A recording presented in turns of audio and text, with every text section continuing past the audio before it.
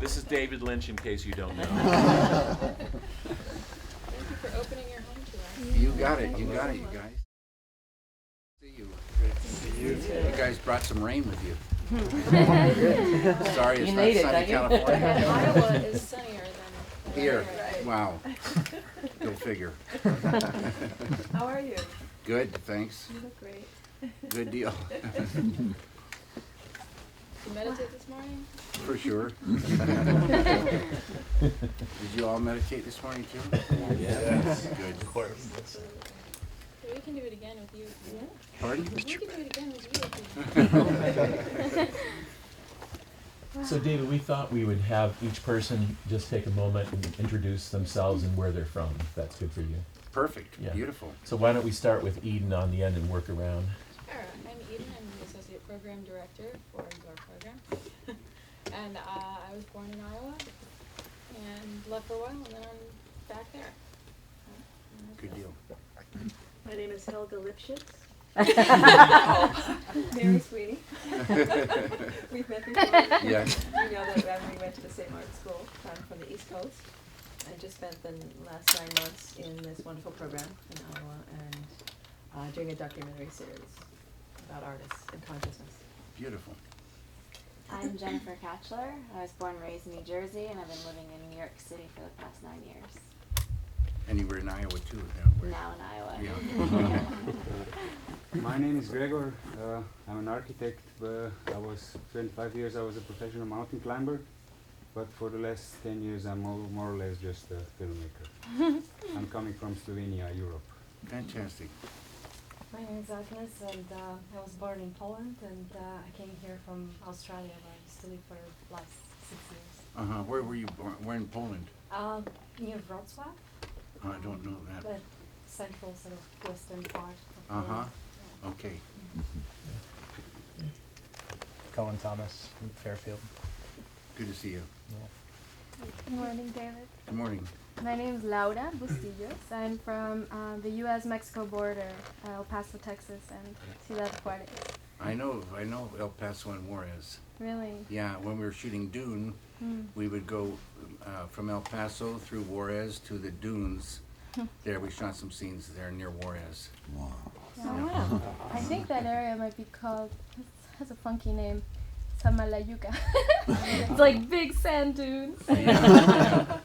Okay. Yeah. Yeah. G'day, David. Karen Borgia from Australia. Been landlocked in Iowa for 9 months. Looking forward to coming back to California. Yeah. Great.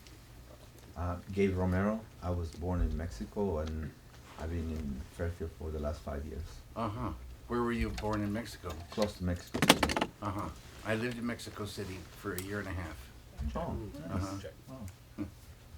Very big city. Yeah, big. But a great city. Really, really great city. Joanna Plasty, very excited to be here. Mainly live in New York, Fairfield, and Palm Beach, and very excited to be with all these talented students. Amazing group of people. Fantastic. Hi, David. I'm Monica from Rio de Janeiro, Brazil. I lived 11 years in Spain, and now I'm living in Iowa. Fantastic. Strange life. I'm Sue Davey. I'm born, raised, and stayed in Fairfield, Iowa so far. Fantastic. Hi, I'm Jacqueline. I'm from Minneapolis, but I lived in New York and Albuquerque for a while too, so I'm good. And actually planning to move here in about a month. So.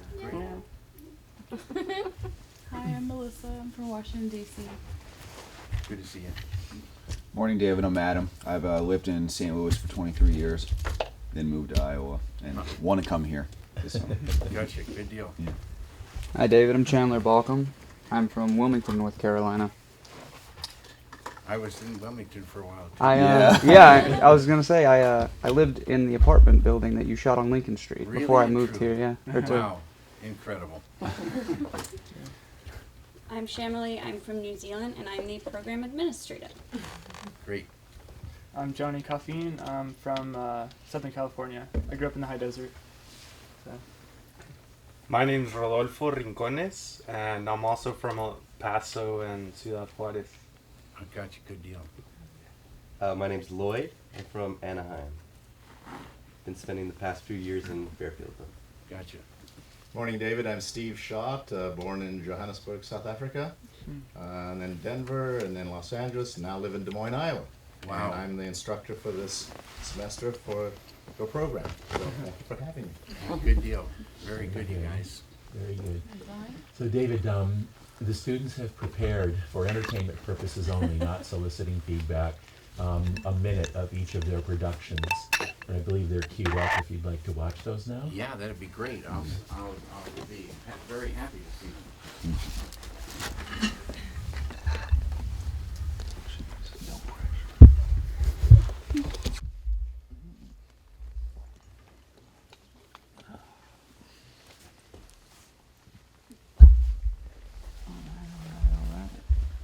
Thank you, everybody. Very good. You seem to be overall quite a troubled bunch. Sorry,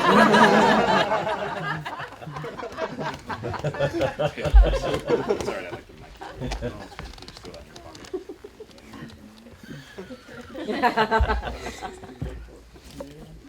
We just needed to get that out of their system. They're all fine. So,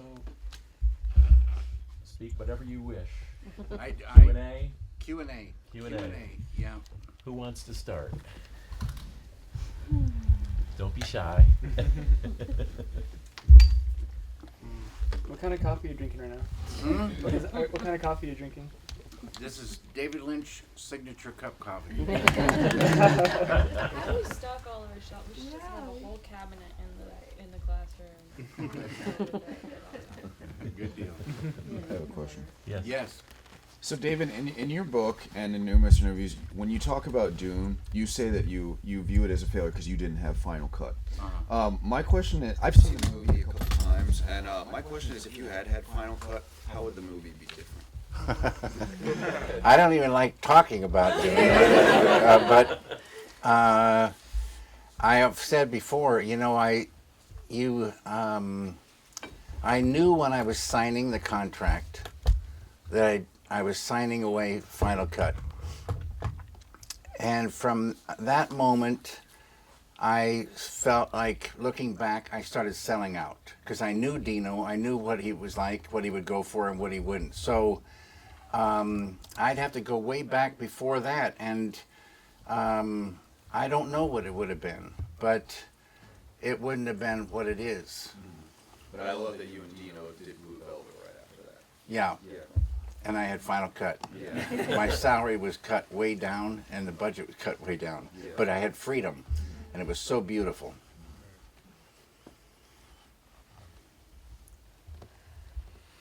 Yes. I'm wondering, when you're like submerged in your creative process, if you're really introverted or very extroverted. Well,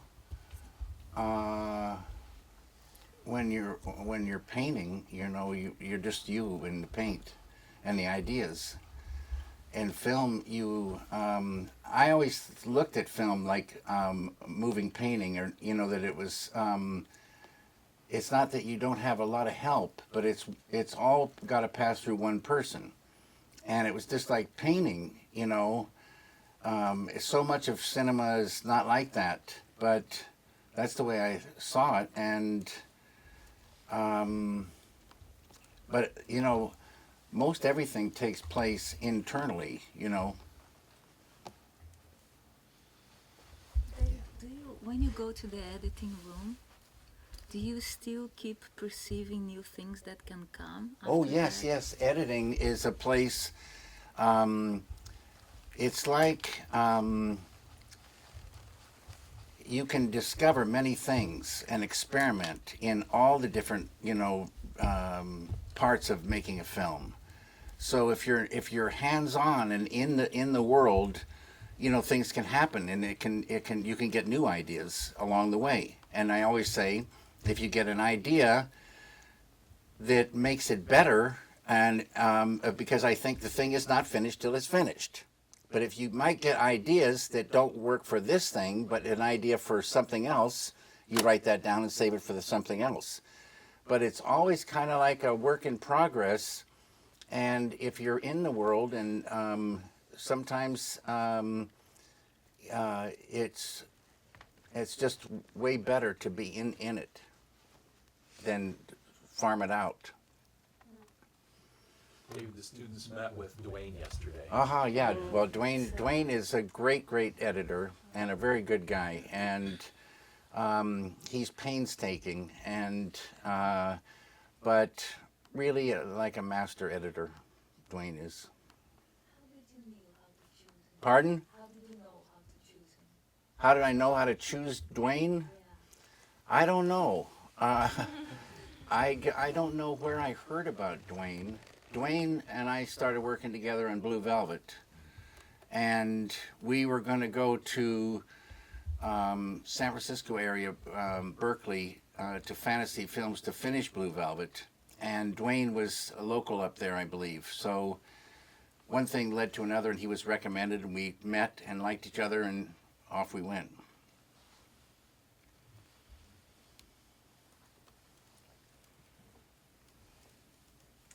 This is not quite a question, but more of just a comment. But back in 2011, I read your book, and I was going through a really rough time in my life, and after reading it, I knew that TM was what I needed in order to solve all the issues that I was dealing with. So I learned how to meditate, and then right after that, I started producing a short film, which was an incredibly stressful experience. There was a rock star that was like the executive producer, and it was just out of control. But I meditated twice a day, every day. It was just what I did producing this film. And because of that, because I was true to myself, true to the project, and true to my meditation, it then inspired the director to learn how to meditate. And then that inspired the other producer to meditate. And then from there, they've introduced TM to about a dozen people. And it's so incredible to know that by your influence as a filmmaker, it inspired me not only as a filmmaker, but to meditate. And then I just have been passing that on, and I just think it's really beautiful, and I want to share that with you. That's really beautiful. Really good, really good. That's how it goes, you know, word of mouth, and also people seeing something, some difference. I'm just going to piggyback on that I'm sorry, just something. Go ahead, I'm go sorry. ahead, I was going to piggyback on what Jennifer said, that I was in Seattle when you were doing the book tour for Catch a Big Fish, and Which book? I mean, not which book, but which place? Which place was it? I don't know if it was the City Hall or it was one of the really big venues. Uh-huh. And then I followed you a couple of different places because I was traveling at the time. And what struck me is how often people came up to the mic to ask you about if you're so enlightened, why are your movies so dark? Right. And that question it staggers me that people ask that question of you. It's kind of common sense. They might want to wonder about meditation. Can you speak to that though? About I've spoken to it a million times. Yeah. You know, when you start meditating, it doesn't mean the next day you're going to be enlightened. Right. And we're all different on the surface. They say we're all one at the base. So we have likes and dislikes, and all I say is you don't have to suffer to show suffering. Yeah. Stories always have these things. Otherwise, it'd be one straight line, and it'd be Snoresville. So, but you don't have to suffer to do that. And a lot of people think, and I always say the same thing, it's like in France, you know, this romantic idea of the starving artist, suffering in the garret. And it's very romantic for everybody except the starving artist. Right, and it's a drag, a horrible thing. The only good news about it, I say, is that he might be able to get girls because they feel sorry for him. But how about the importance of being able to explore the dark, though? I mean, you get ideas. It's not like I don't ever say, I'm now going to explore the darkness. Some people might do that, but I get ideas and I fall in love with them, And another thing I always say is like, you know, you fall in love with some girl, maybe she's not the girl you want to bring home to your parents, but you're in love. What can you do? Great. Yes, I will. This is several part. I can do several questions. Is that okay? Sure. I'm a friend of Joe Johnson in North Carolina. Oh, He told yeah. me this in his regards.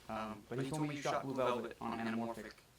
Yeah. And I was just curious if there was a reason why you chose that. Widescreen, All Jack. Fair enough. Anamorphic is so beautiful, and it's just it just seemed like, you know, like I always say, some films are black and white films, and some films are color films. And since Blue Velvet has a color in the title, it's a color film, and the widescreen just felt so good, really good. And I have to ask, because I've asked you before, and I felt like I didn't get the answer that I wanted. How does David get his hair? How does that process work in the morning? What do you use?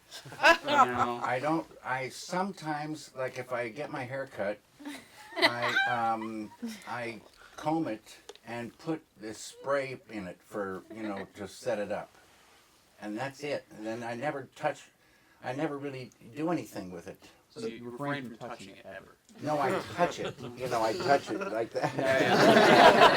I don't like comb it out, or, you know, I don't work it, you know, too much, but it just goes that way. He's a hair man. Satisfied with that. What's the most surprising audience reaction to one of your projects that kind of really... Well, it's not so surprising, but in Wild at Heart, there was a scene that, you know, might have crossed the line, and it was very interesting because film was going along. It was not an easy film anyway, but at a certain point, about 2/3 of the way through, this scene comes up, and a full house becomes like almost empty. Dwayne mentioned a bit He about did? that yesterday, so yeah. Did you get to know what was in this scene?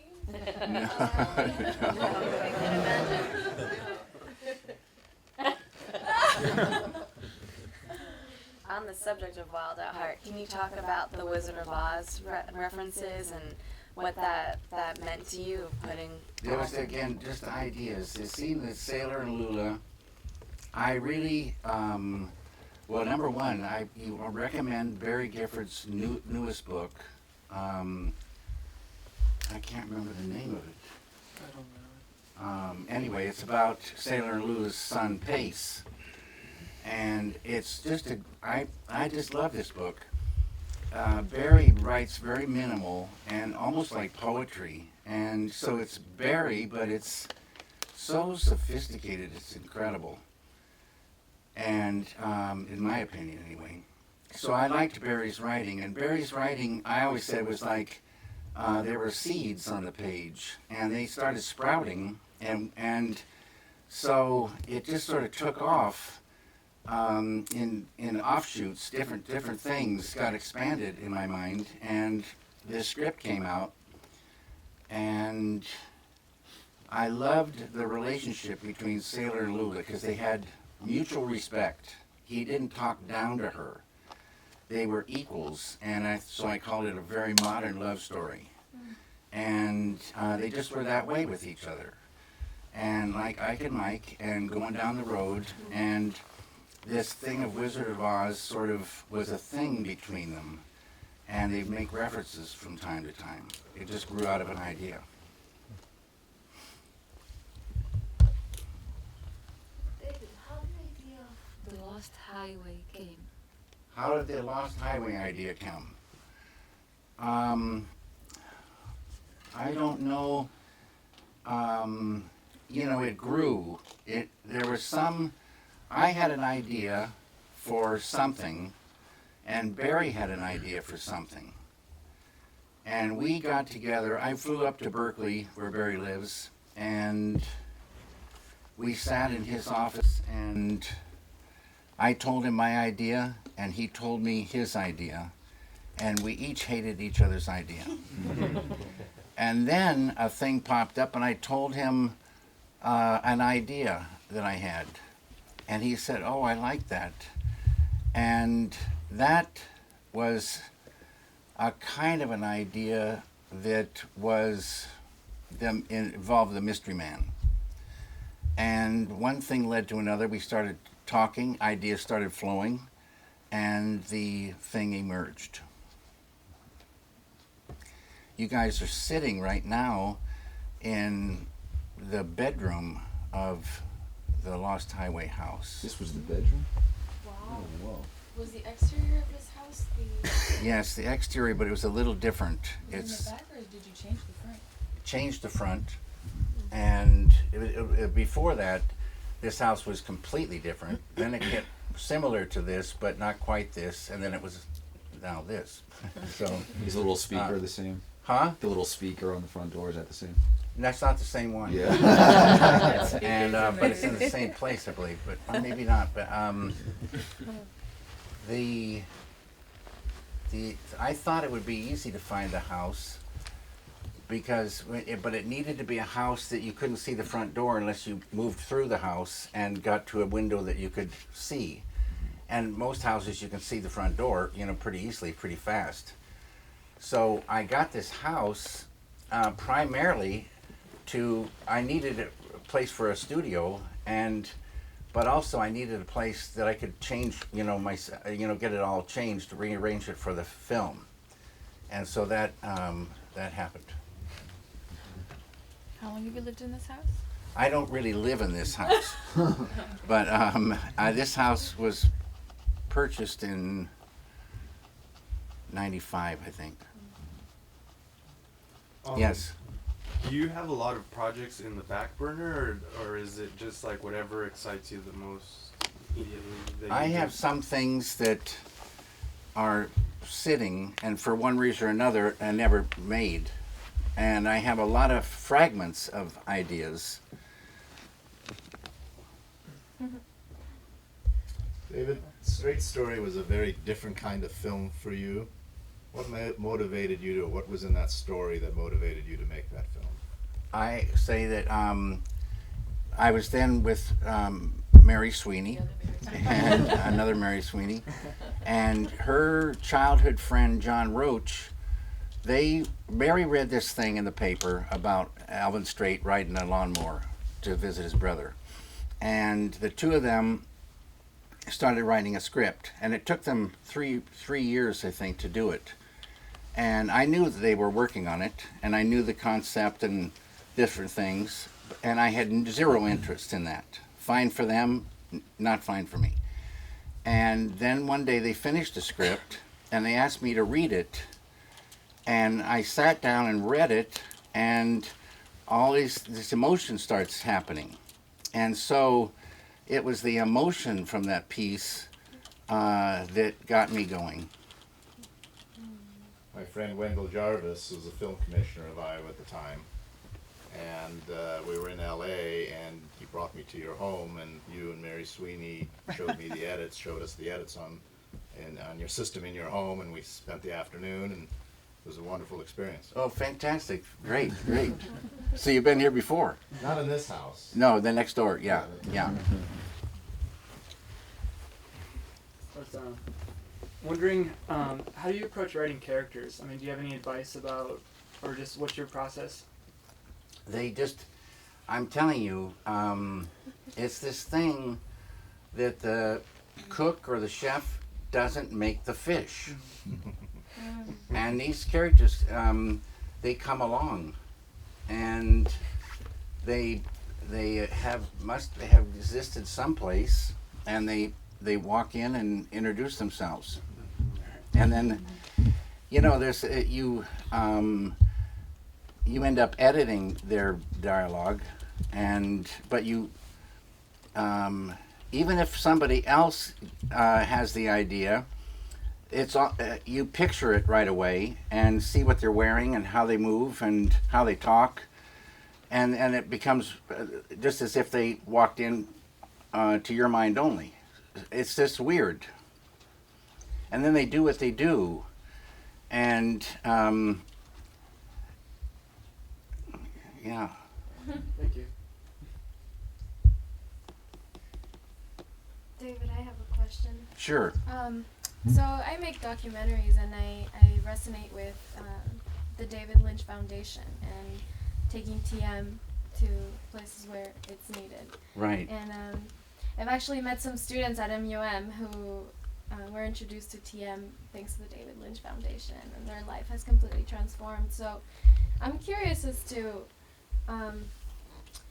what within you inspired you to take on this role, this it's a responsibility in my opinion. So I have no idea. I don't know quite how it happened at all.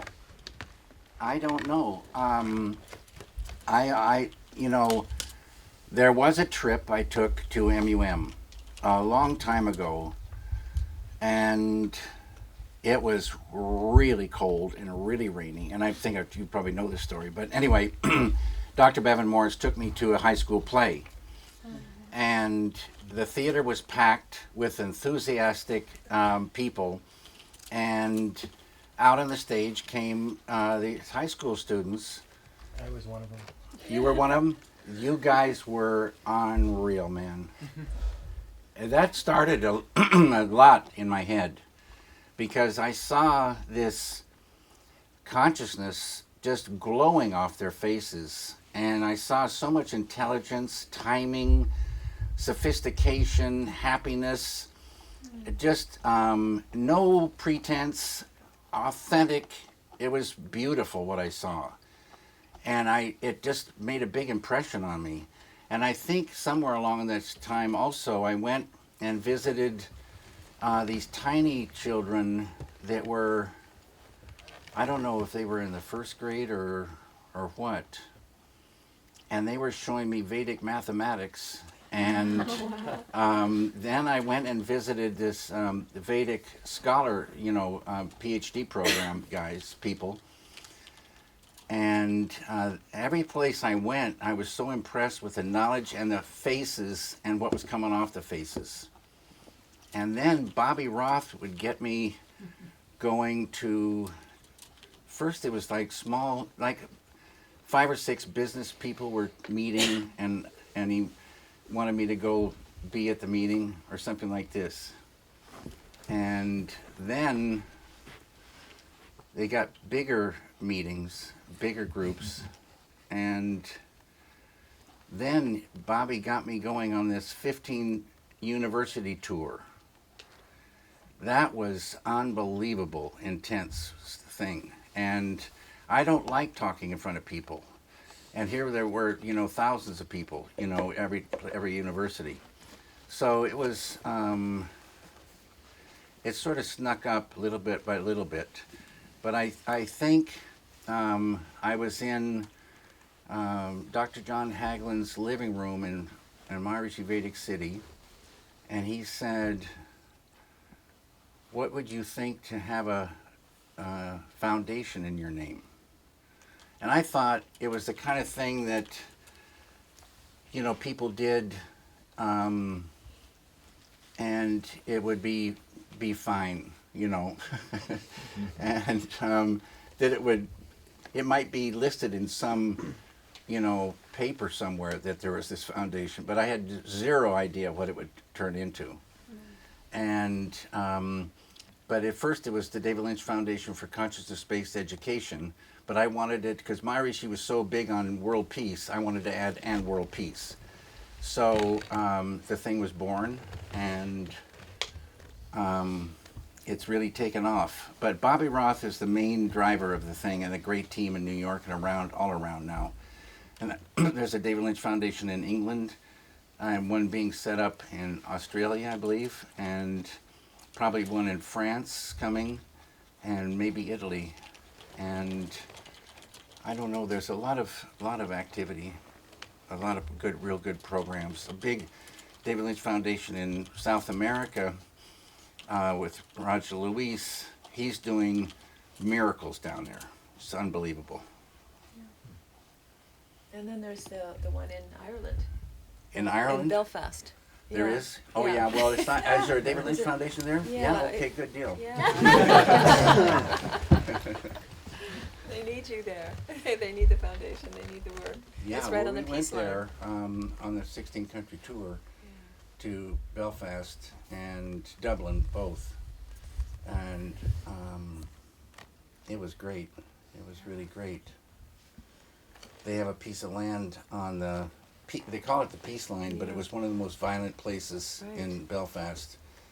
And we laid the foundation stone for a peace palace there, you know, University of Peace there.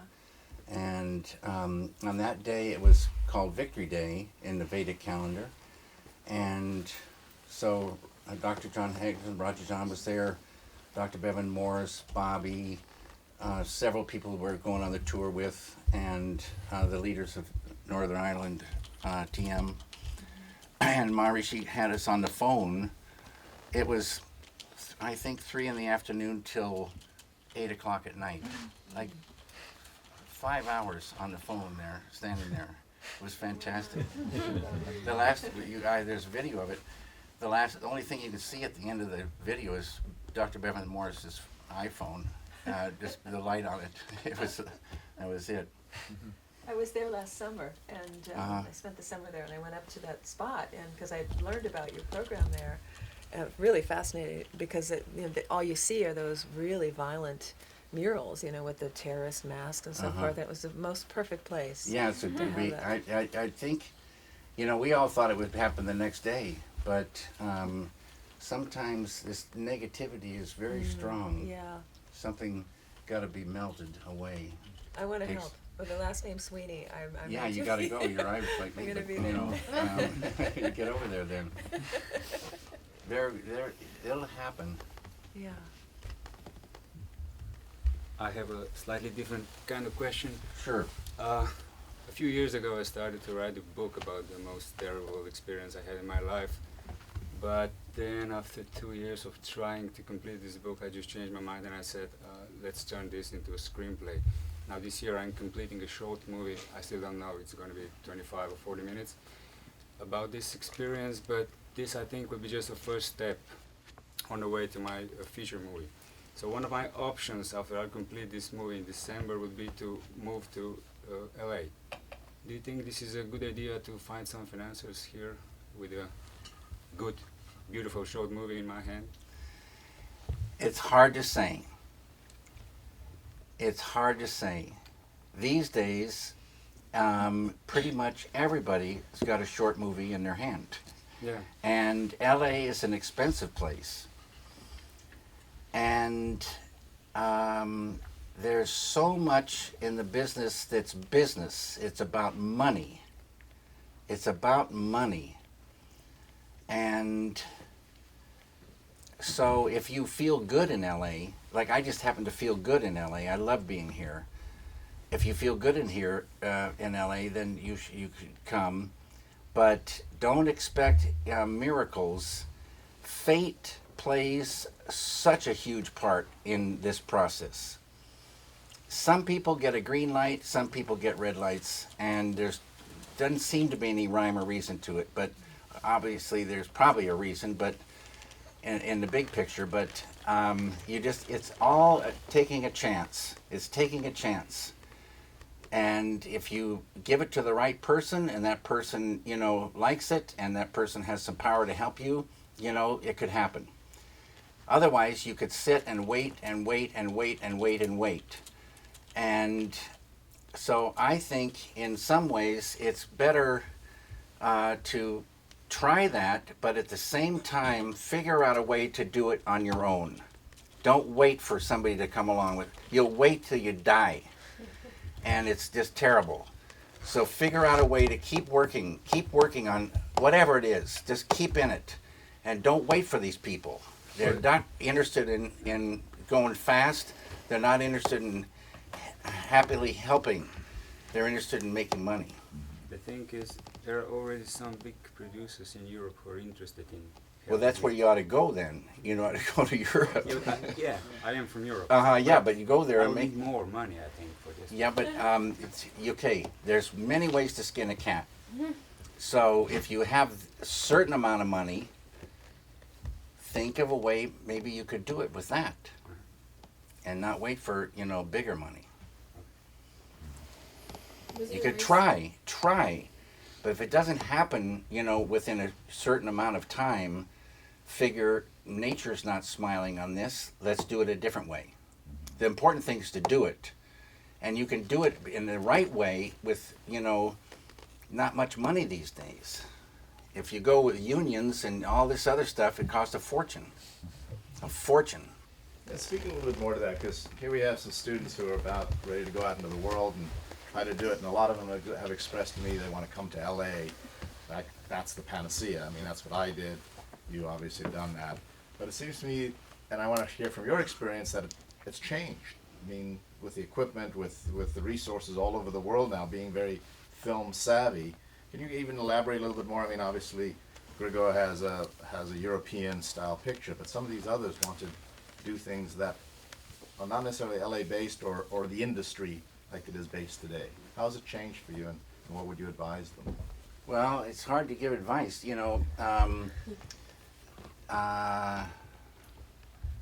like my daughter Jennifer is making a lot of directing TV shows, and now it's all happening in the South. So I don't know where she is right now. She was in South Carolina and Georgia and Texas. They give tax rebates and all this kind of stuff, and a lot of equipment houses are moving there because that's where it's cheapest to make the stuff. So yeah, a couple of years ago, Jennifer wanted to make a movie in Missouri, where I'm from, Yeah, but we don't have tax, Right. incentives, so she didn't do it. Right. Well, no, I don't think it's not the reason she didn't do it. I don't think. Maybe she will one day. Yeah. And she'd write St. Louis. Yeah, I'd love to work on it. Yeah. If she does, yeah. So, it's a kind of, the big screen is harder and harder to get for indie film, and I just think it's this thing where it's so great to get some friends together and go do it. Because if you wait the other way, and also most anything new for cinema has come from outside the studio system. And the studio system, they don't, give Final Cut. Maybe some of them do. One guy told me, he said, we always give our directors Final Cut because then they listen. And so there's some that maybe do.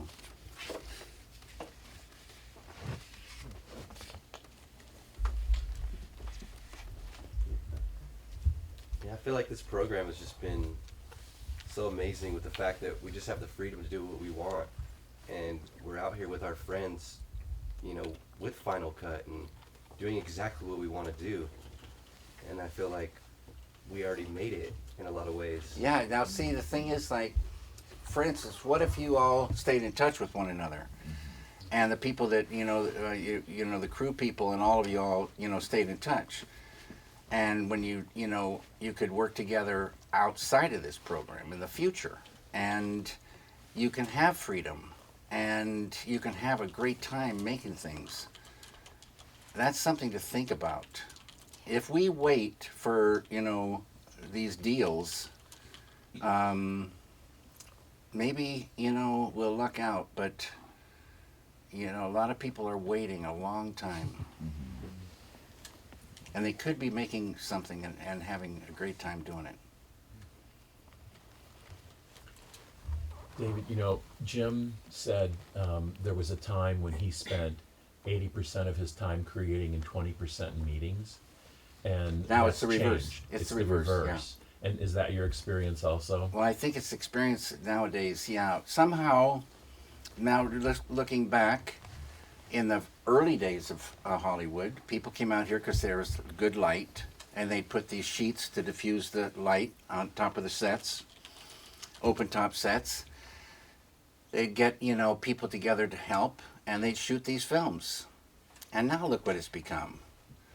There's 15 trillion rules, and, you know, everything costs a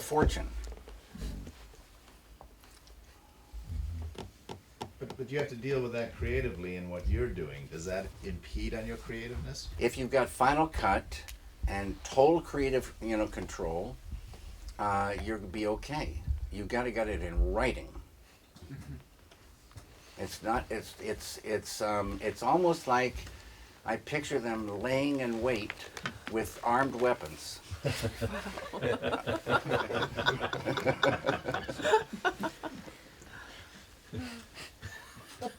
Jousting. Jousting. Yeah. David, I want to be a producer.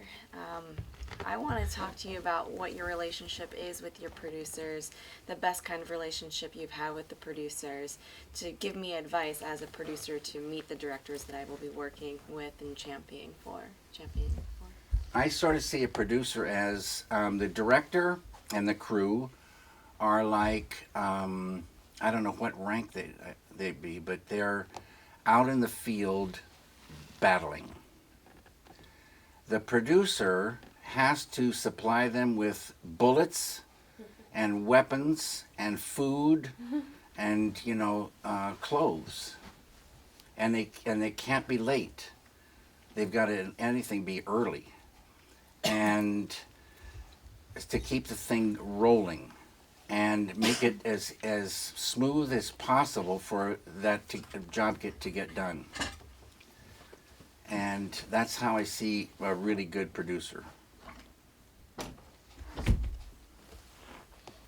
Can you talk to the change from cinema as film to digital, how that's affected your vision, if at all? Yeah, I've said this a bunch too. Cameras are, well, they're not all smaller, but they're super sophisticated, as you all know, and unbelievable things are happening in the digital world. But there's a big sadness to say goodbye to this organic thing of celluloid emulsion and developing, and it was so deep and rich and beautiful. Unbelievable. And it's organic. It's something that's great. It's like analog sound, you know, and digital sound. There's a difference. But we live now in a digital world, so you have way more control over the image. You see what you're going to get. In cinema, you look through the camera. You shoot a scene, that film is undeveloped in the camera. You don't see it till the next day, and then you got to go to a screening room to see it.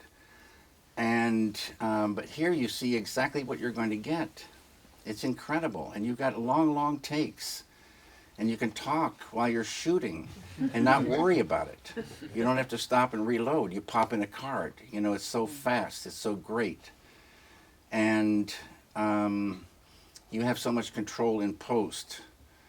You have control in editing. You don't lose these little frames. You don't, have bags and, stuff hanging. It's really beautiful. But it's still got a certain kind of soullessness. Hard to pump the soul into it. David, 5 years ago at the last MUM David Lynch Visitors Weekend, I was this naive 18-year-old kid, and when I asked you, I'd read in your book the chapter where you said, "I'm through with film as a medium. For me, film is dead." And of course, me being very young, I thought, "Oh no, he says movies are dead." And I asked you that in front of an audience, and you're like, "No, I said cinema will never die, yeah. but film is dead." Now, celluloid, yeah. Yeah, now celluloid, yeah, celluloid and you made that clear. Yeah. I mean, you said celluloid, the film stock is dead. Do you still think that to be the case? Well, yeah, look around. I mean, it's hard to come by, and they don't make all the different types, But will you ever work with celluloid again? Maybe in still pictures. It would be I don't think I would be able to do it in cinema, Mhm. and I wouldn't really want to. Television?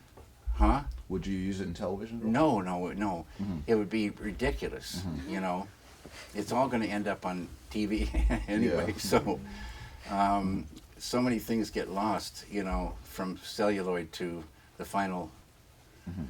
whatever you show it on. Yeah. David, what role, if any, does discipline play in the continuing unfolding of one's art, and how does that relate to, like, do you structure your days in any particular way, or is it more free form, or? I go where the ideas go, but when your common sense tells you, if you don't do it, it won't get done. It's just that way. You got to do it, or it won't get done.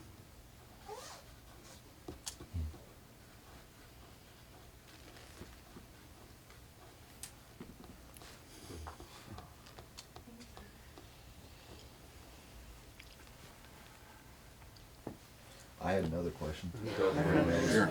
So, in Mulholland Drive, I love that you gave big change of. I love that you gave Ann Miller a role. What inspired you? Because I guess she was retired, right, before she got. Probably. Yeah. What inspired you to give her that role? I had an assistant who I just loved, and she's since passed away. Her name was Gay.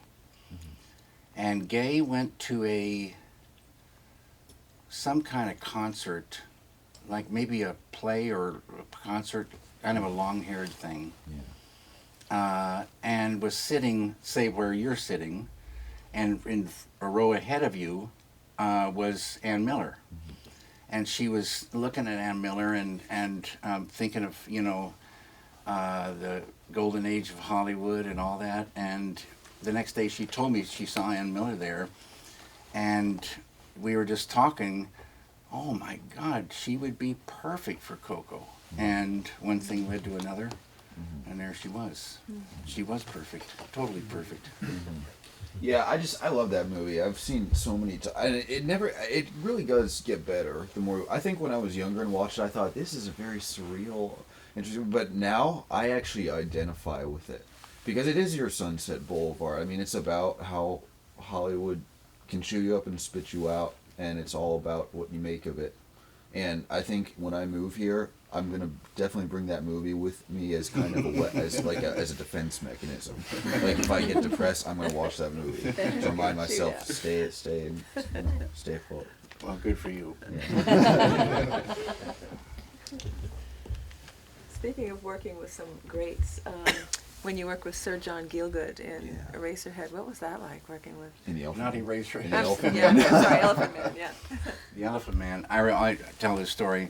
One morning I get up and I'm putting on my underwear, thinking, here I am putting on my underwear, and I'm off to direct Sir John. He was solid gold. Really? He was solid gold. And I loved working with him. And after we finished, he wrote me a letter.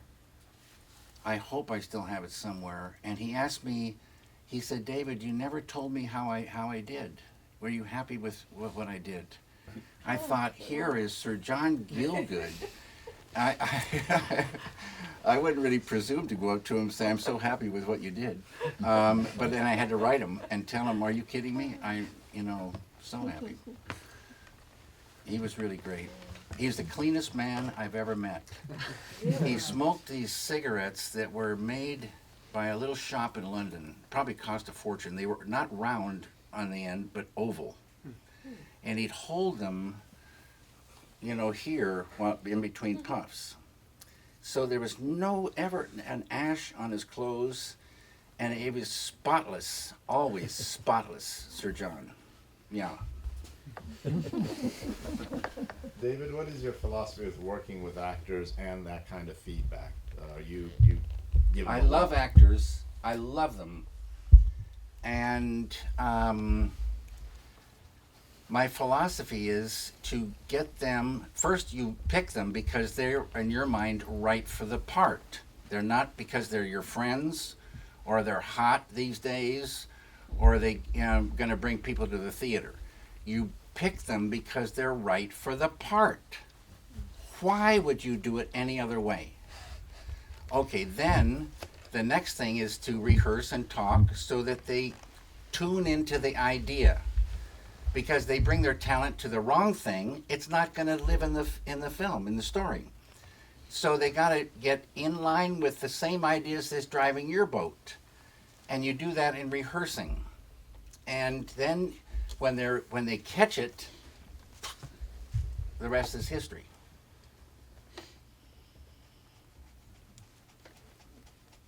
Which actors or actresses would you want to work with that you haven't worked with before? I don't know. Marilyn Monroe. And maybe Ava Gardner. Oh, yeah. Jean Tierney. And let's see. Today, I don't know. I don't know who's out there that I would. I like a lot of people, but I don't know that. Again, it's the role, you know. David, yesterday we were talking about networking and how to go about it as not to network, but to go and actually get to know people and have people clam up when they hear, oh, it's a producer, how do I impress them, or something like that. Or an actor or anybody who they would want to be aligned with. Did you ever have that experience of finding it difficult to talk to people before you had success and then being on the other side of it afterwards? Talk to people before I had success? Yeah, when you were trying to make it or break into the Well, see, the thing is that I didn't want to ever break in. I didn't care about it. I just wanted to make things. And so on my first feature film, I started it at the American Film Institute, and a whole bunch of very great things happened because I was able to make a feature film there, and I ended up, you know, having more percentage of that than anybody else. They were very kind to me. I was there for 5 years making it, and it was a 2-year program. So but it was pretty much heaven working on that, except that it was a horror running out of money and not being able to finish it, and then shooting a scene, and then waiting and waiting and waiting to get more money. But still, the world of that place and the world of Eraserhead was, and it was a kind of a thrilling thing for me. And then The Elephant Man happened. Really, again, it's like a fate thing, which I was telling you. It's fate. Who in the world would think the person that made Eraserhead would get a chance to make The Elephant Man? A Victorian drama in London, England, Mel Brooks producing. It doesn't make any sense, not a bit. But then it happened. So things happen. It's funny, when I was 12 and got my first filmmaker's glossary, your name is right next to David Lean. So when I saw you did Elephant Man, dude, I'm like, oh, he's a British man. They thought I was I was the young British guy. Yeah. And then we got nominated for Academy Award. Yeah. So they said, we hear, I said something like, I hear the handsome blonde director's a shoe-in. And I said, I guess it's me. Oh my God. It was Robert Redford. Yeah. Robert Redford was so hot that year. He got the Directors Guild honored him, and so he got up to accept the Directors Guild award, and there was about 40 cameramen on him taking pictures, and he couldn't talk. They were so loud, yelling at him and taking pictures for a long time. it was just, he was just like, he was at his very peak of popularity.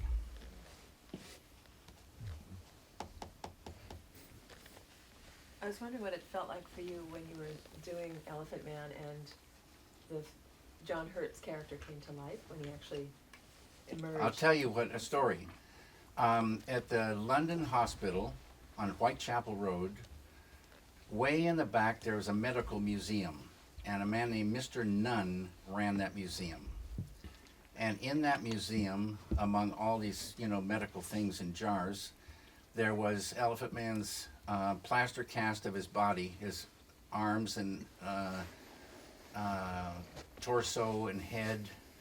And his head was, you could touch his head, the plaster head, and feel his hairs, because the hairs were pulled out from the real body and then transferred into the negative and then transferred into the positive. So still had some of his real hairs in the plaster cast. And his cloak was there, his hood was there, I think some things, other things. And Mr. Nunn loved the Elephant Man and loved the fact that he lived in that hospital. And he would talk to us. And one day we thought it would be good to invite Mr. Nunn to the set. And so he came, and he was thrilled to be there. And he was waiting, and we were waiting to see the Elephant Man.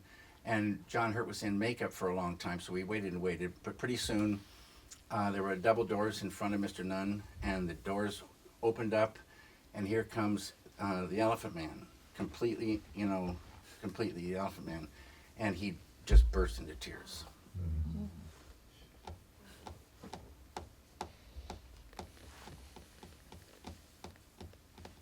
Back in 2002, when you were nominated for Best Director for Mulholland Drive, I think it was 2002, one of my favorite moments is, like, you were nominated, and Robert Altman was nominated, and Ron Howard, and a couple others, and the moment I love is after Ron Howard won, there's a clip in that video of you and Altman down in the audience, like, you know, hugging each other, and it's like, oh my God, two filmmaking giants down there. Like, yeah. Did you know Altman very well? I got to know him because when you get a nomination, you end up going to all these different things you got to go to, and lunches and dinners and different things. So Robert and I hang out and start talking, and I just loved the guy. It was so much fun to talk to, and so we started palling around. When Ron Howard was going up to the stage, Robert stood up and motioned me, and he went up the aisle and I went down the aisle, and we hugged each other, and he said to me in my ear, "It's better this way, David." I mean, both of you guys made such great movies that year, like, for sure. And Ron Howard made a good movie too. But it's like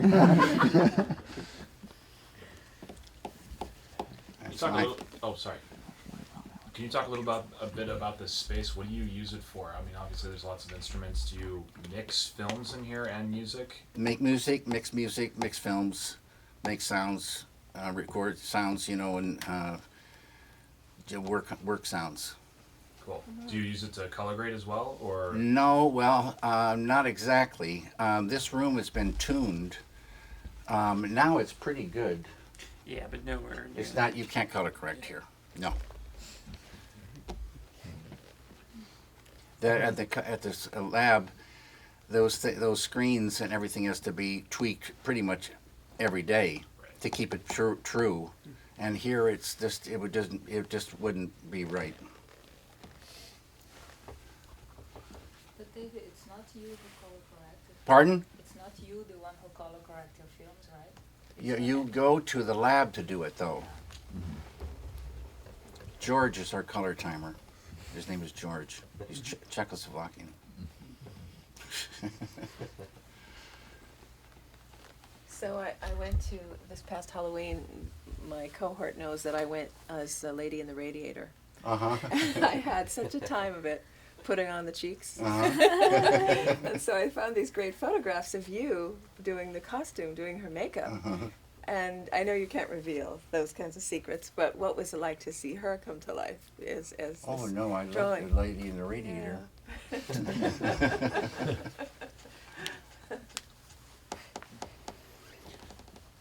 So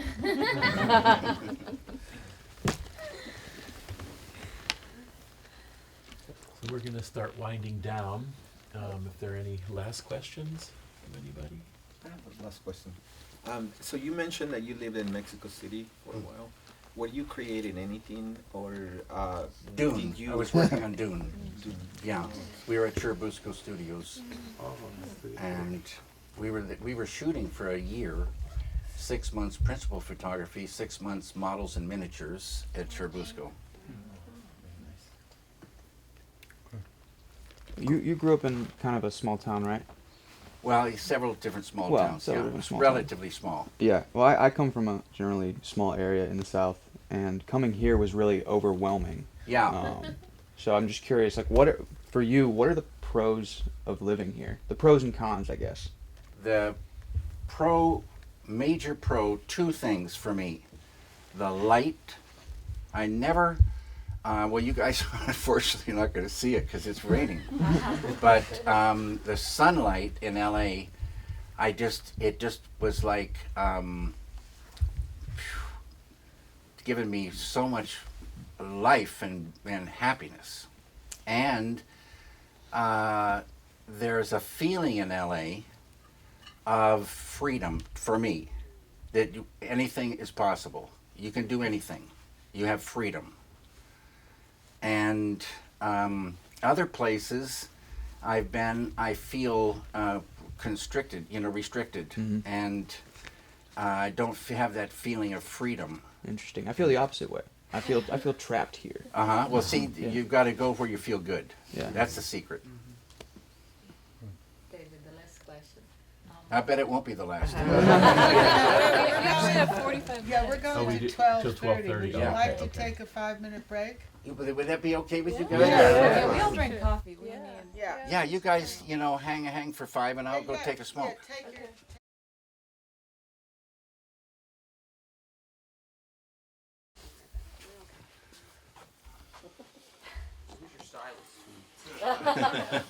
Give it up, Chandler. You don't have to hear. We're going to start in a couple minutes. I don't have to worry about it anymore. Always putting a positive spin on things, Steve. I'm just too tall for my hair, that's all.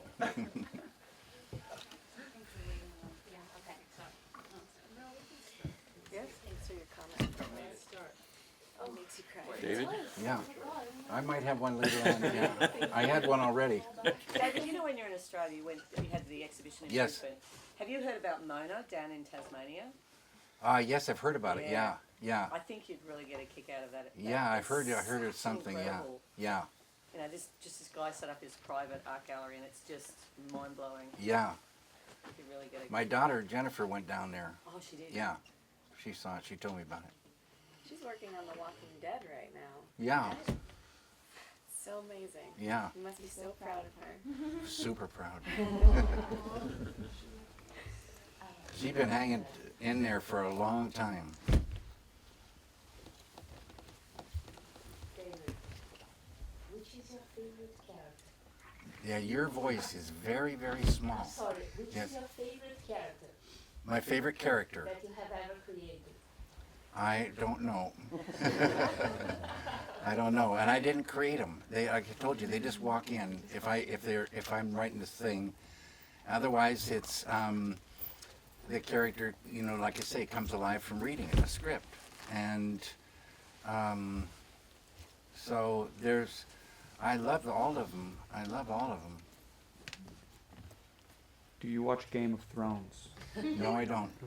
There's so many things we could talk about. What's been the most recent thing that you have watched that you've enjoyed? Well, I haven't caught up with Mad Men, but I really liked Mad Men, and I liked Breaking Bad. Oh, where's Johnny? Johnny, where's that? And I liked the documentary on Robert Durst. Yeah, I really loved that. I love Robert. He's a murderer probably, but I love him.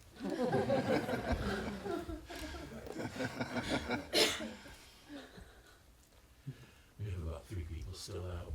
Sure. You had a question? Yeah, I actually wanted to know, we're all sort of in post-production at the moment, and I in particular have to do a lot of ADR just due to some faulty equipment during the shoot.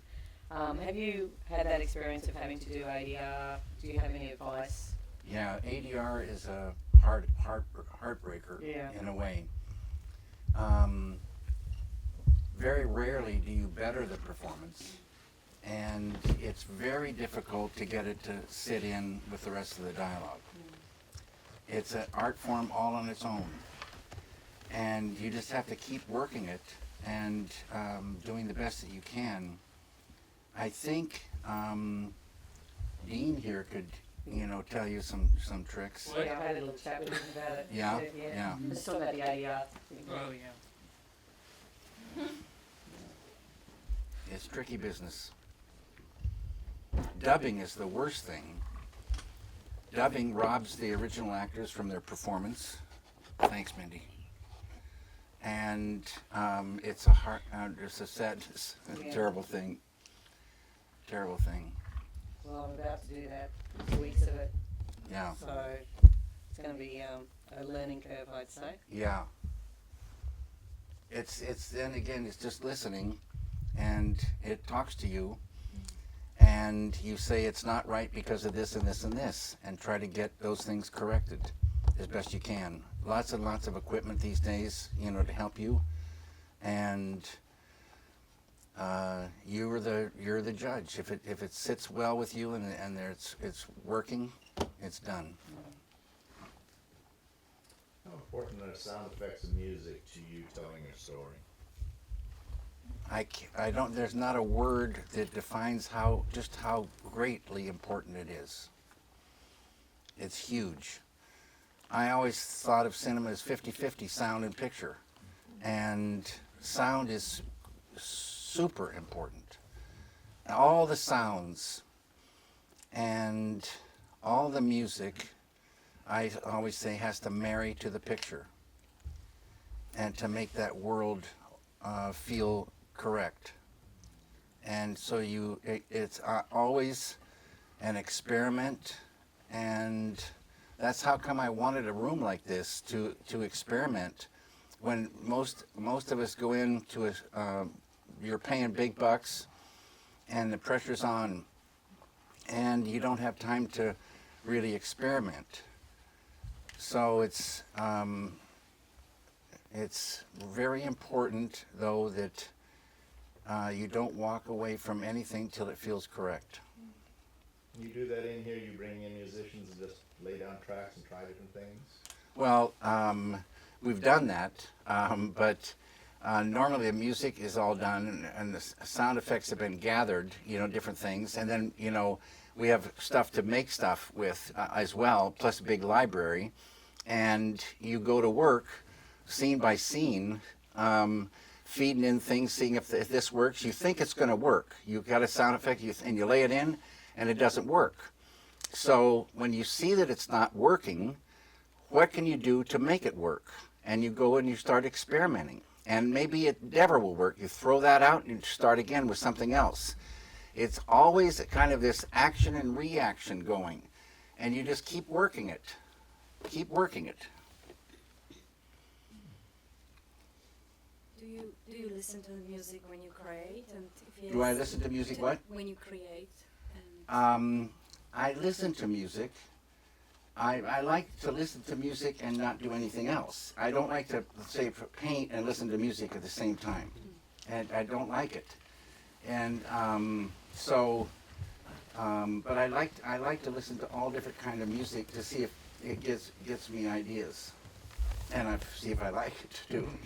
There's a lot of stuff I love to listen to, but I like to listen to new things too. Do you have any favorite new European films? I haven't seen anything.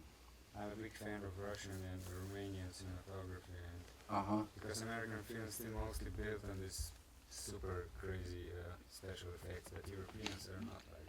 Yeah. Well, that's probably partly true. And European cinema has always been, you know, my favorite really cinema. But I always thought Europe would hold on to its own voice, you know, each country, each place. But Hollywood has infiltrated Europe big time. And so summer blockbusters are blockbusters here in the States, and they're blockbusters everywhere else too. I don't know what's going on. It's unbelievable. What's your favorite food?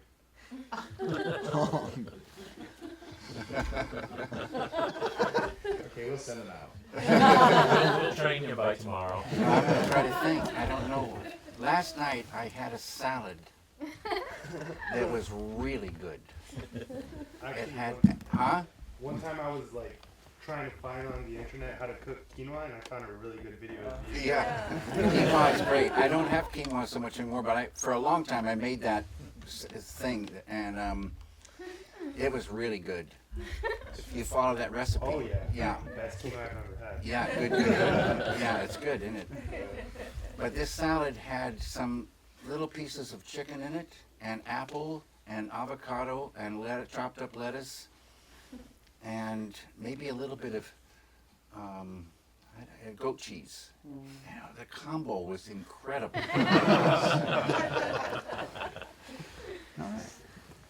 So, David, I think that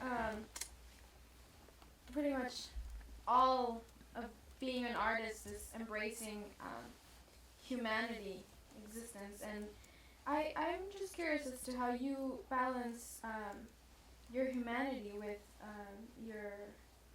you being a public figure as well. Well, I just go along doing my thing. You know, you don't have to, you know, if it doesn't come out naturally, you know, I think now with politically correct, people are like in a cage, you know, people can't say what they're thinking. And even though if it's bad, you know, I just think the dialogue is the key. Get stuff out. Everything's kind of like, with politically correct, I think something strange happened. And now, the things that people tweet about, you know, pros and cons, there's big battles over, you know, the smallest, you know, most ridiculous things. It's getting to be a very crazy world. Very crazy. Do you follow social media? No.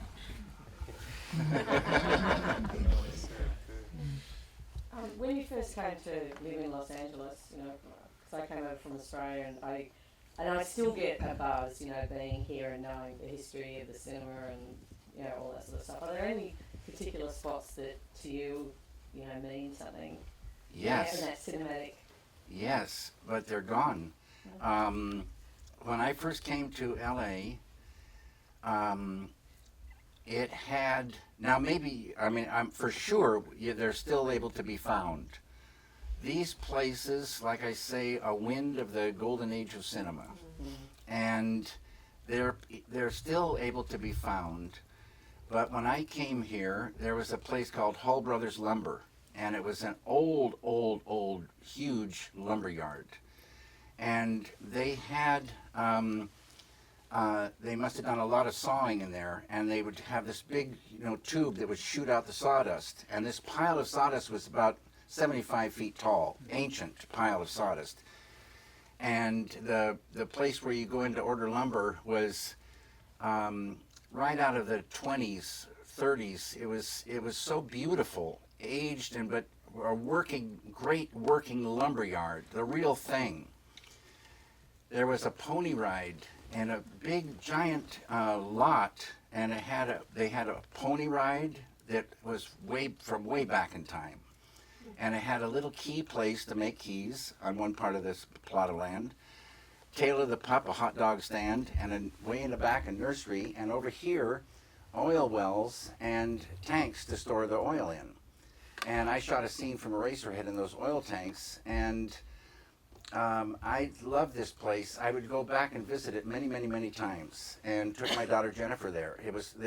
Jack Nance called it Lynch's Park, and it had the greatest feel. Hardware stores were the real hardware stores, In those days, if you want nails, you go to a giant bin of nails, take a metal scoop, put it in a bag, and they weigh it.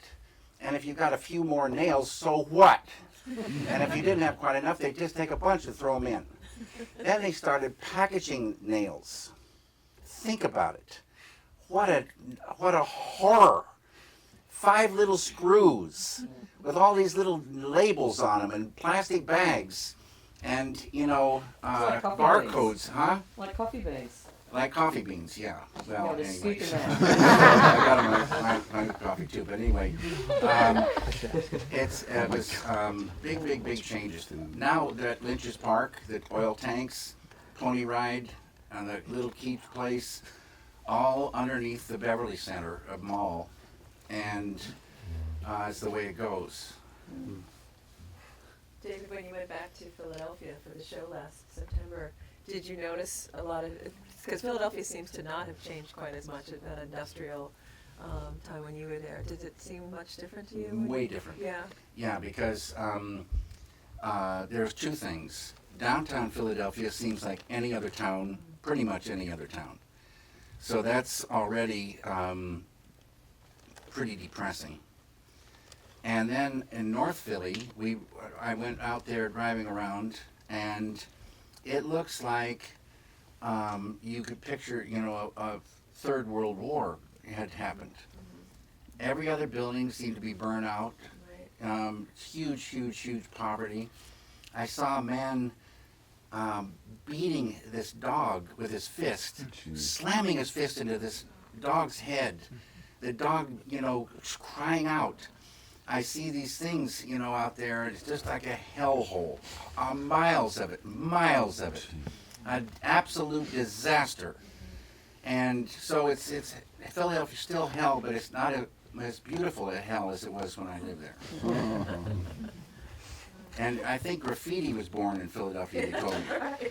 And graffiti is the worst thing ever. You know, for filmmakers, you can't go to a place and go back in time. It's got all those buildings, those beautiful buildings. They built them really great.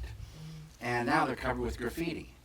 And they're ruined, absolute ruined. And then they say, well, to make everybody happy, let's build murals, let them paint murals. These murals are all over the place. It's horrible. It's just ridiculous. The buildings can be so beautiful and pure, and let them paint on canvas or do something, whatever, installations or whatever, but not paint the place up. I don't, for me, it's a complete drag. Horrible. We will probably never achieve, I mean, the human race will never achieve the Maharishi's work. Yes, it will. For sure it will. Oh, yes. We're in a transition period. Things are actually supposedly getting better. I think what happens, my friend Charlie Lutz, who ran the TM Center here in LA, said, when the vibes start going up, some people are going to love it, and some people are going to fly off the handle. It's got to go at a certain speed, or else some real strange things will happen. And they're already happening, but I think it's going as fast as it can go. And we're headed for beautiful, beautiful times for the human beings. Beautiful. Good. I like that optimism. Yeah. Is there anywhere in the world that you haven't been that you'd like to go to?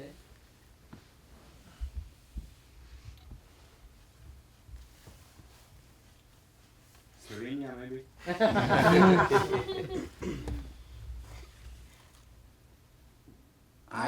I think I would like to go to Nepal.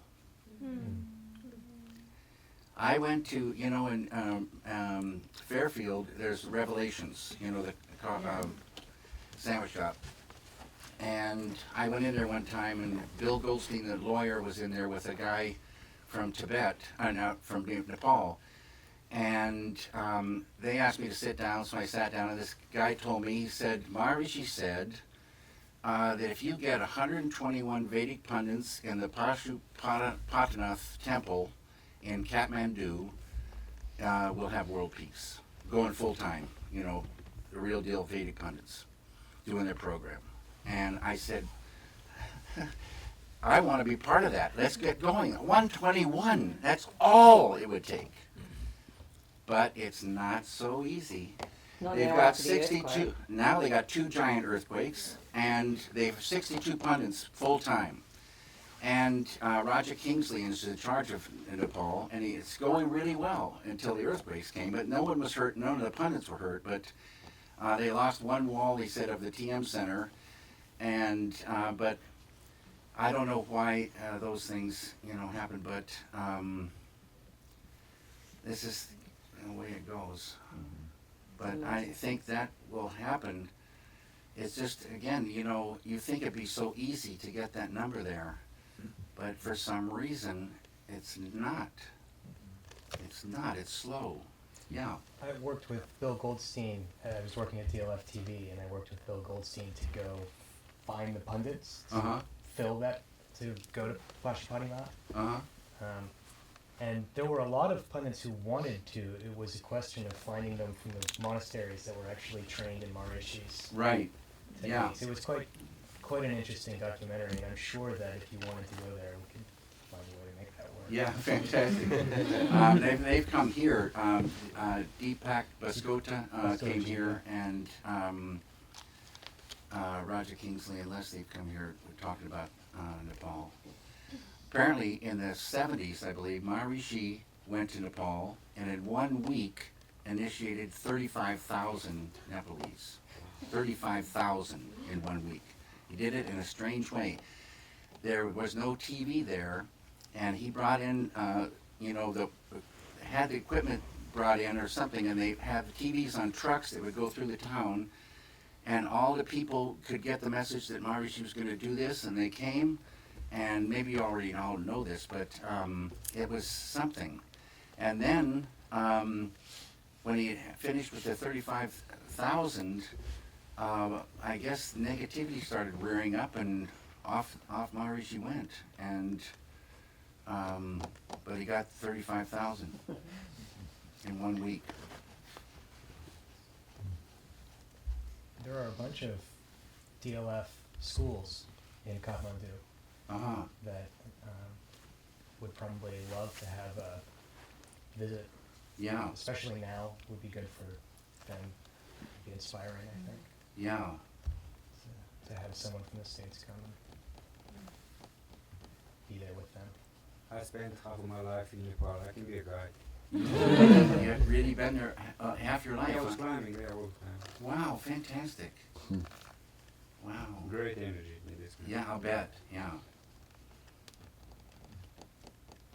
David, when you're writing a script, are you the kind of writer who makes a solid outline before you start writing any lines? No. You go the other way? I don't know what it will be. If I was writing on my own, I wouldn't have a clue what it would be. I get fragments and sort of fill those out, and I say it's like this: there's a puzzle completed in the other room, and someone flips the puzzle piece in every now and again. That's great. So you start shooting without the complete script? Pardon? So you start shooting without the complete script? No. You keep writing till you get the thing, but how would you do an outline if you didn't know what the thing was? But you keep working till you see what the thing is, and then you go, shoot. Do you collect your thoughts then that you're writing in some other form, like a visual form, like on cards or something like that? Well, I've done that. I write down, if I get an idea, I write it down. And I always say, write it down in such a way that when you read it again, the idea will come back. A lot of times you do shorthand, 2 months go by, you look at this thing and you say, oh, what is that? You got to write it down so when you read it again, the whole thing comes back. And then you collect those and start seeing how they fit together. And maybe some of them don't, but some of them do, and they conjure new ideas. And then other things starts coming out. More ideas start coming out. More ideas start coming out. Do you keep your script in your hand when shooting? Because there are a lot of directors, they just throw it away. No, you keep your script in your hand. Well, I'm just saying, because Bellatar has this different approach. Everybody's got a different approach. I keep the script there. I follow the script. I always say that you stay on your toes, new ideas can come in. But that's the guide. It's like building a house with a blueprint. And then you see it, and you might want to move the fireplace a little bit here or do something to make it higher and this a little lower. But did you ever start a film that you didn't know how it would end? In a way, Inland Empire sort of started, but I didn't know it was going to be a feature. I would shoot scenes, and then later, 3 scenes, the 4th idea came, and it united the first 3 scenes that I thought were independent of one another. So, and then ideas came, and it became a traditional script. But in the beginning, it was scene by scene that I would shoot, and I shot them on a Sony PD-150. And since I started with that, I had to continue with that, even though there were cameras that were, much better. I have a question about your paintings. I really enjoy your paintings, and I really like how visceral they are. So, but I'm wondering, like, how long does a painting like that last? Is it because it looks like it's decomposing sometimes, and it looks like it has like a life of its own. So yeah, there's I use a lot of different things sometimes, and so it's hard to say how long they'll last. I think they'll last. Yeah. Is it easy transporting them? Pardon? Is it easy transporting them? Well, sometimes, like, I like to frame paintings in behind glass, and then sometimes I see little bits that are down there that had come off. And so it's, I guess it keeps on, becoming what it wants to be. What were your lines in this short little trailer you made lately, for the exhibition? When you were speaking gibberish all over. What's that? You're speaking gibberish and what? Your trailer for this exhibition, was it in Philadelphia? The one from the show in September. Oh, where sounds like you're speaking backwards. Oh, yeah. Oh, just backwards? Yeah. I can't remember. These balls, white balls. Yeah. Yeah. They ask me sometimes to do something to video. Do you consider your paintings separate from your filmmaking? Very separate, yeah. And your drawings as well? Or just Separate, all these different mediums, I always say. Each medium is infinitely deep. Each medium is beautiful. Each medium talks to us and tells us kind of how it wants to be. And as soon as you start working with any medium, you start to get the feel of it and see what it does, and then you can go. And it's strange, ideas will come for that particular medium, the way it is. David, do you have artists that you like more, that inspire you? Yes, I do. I have Francis Bacon as a painter that inspires me a lot. Edward Hopper inspires me a lot. Ed Kienholz inspires me a lot. There's a whole bunch of painters I love, and sculptors. I have a question. Do you have any reoccurring ideas that come to you that are I guess not muses, I don't know what word you use, but other things throughout your life that you find you keep going back to? Women.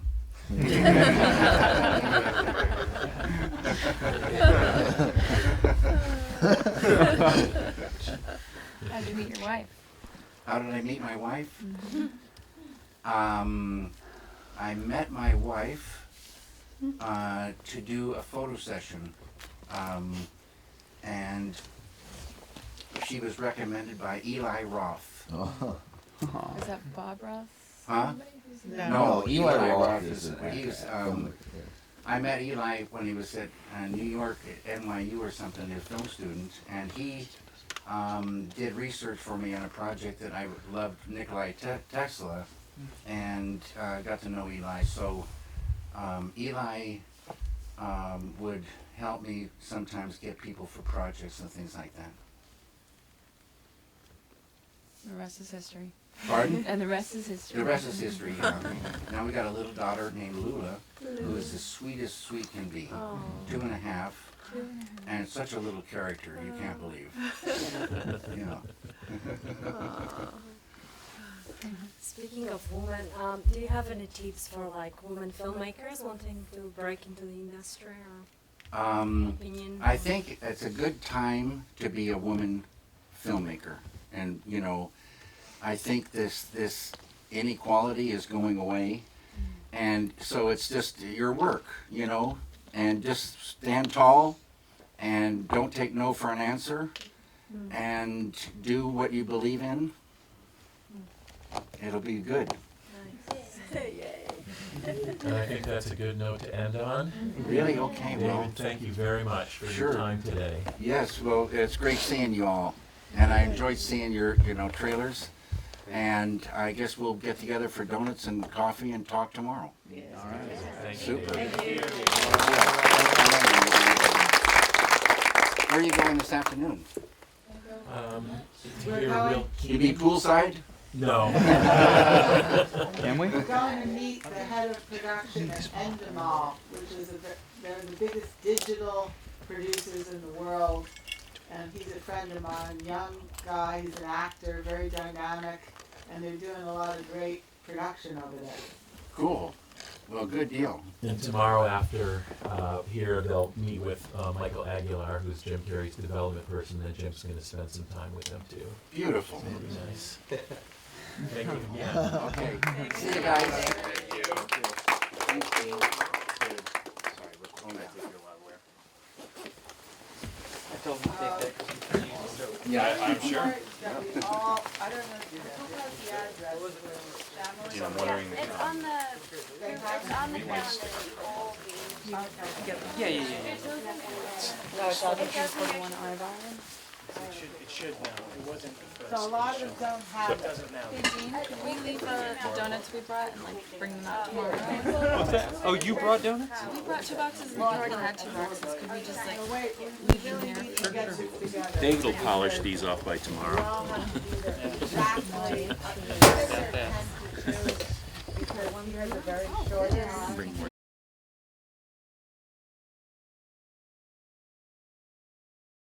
Yeah. So David, we mentioned to him we'll do Q&A for about an hour, then take a break. Okay. Yeah. Okay, cool. Come back for a few minutes, and then at the last part do some photos. Okay. Cool. Great. So who wants to begin? Please. I'm wondering, is there any tip you have for not caring what people think? Because sometimes they Transcendental meditation. I'm telling you, it's real difficult. You know, people are, well, you know that everybody's, like we said, different on the surface. And you can't do anything these days without a whole lot of people hating it and a whole lot of people loving it. It's just the way it is. You have to do what you believe in and stay true to that. And then there's that Vedic expression, your man has control of the action alone, not the fruit of the action. So what happens afterwards is you can't tell. You might as well not worry about it. Just if you've done the best you can and stayed true to the ideas, that's it. That's the best thing. And then you can hold your head up high and go about your business. And maybe it's not a great idea to read reviews.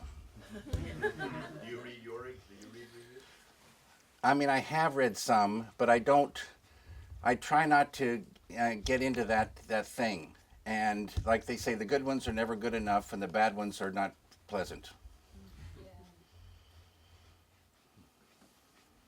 I was wondering if, and the same idea, I'm working on a screenplay that is really, really personal, and I've just thought about it, the implications to people, to loved ones. So I'm trying to speak in metaphor without really saying something, and I just wonder what you think about that, what your thoughts are on creating something that then in any way is too close to.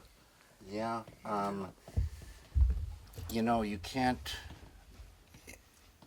there's again, you know, like sometimes things, you know, offend people, and if you really believe in something and you're you know into the thing and you're in love with the ideas,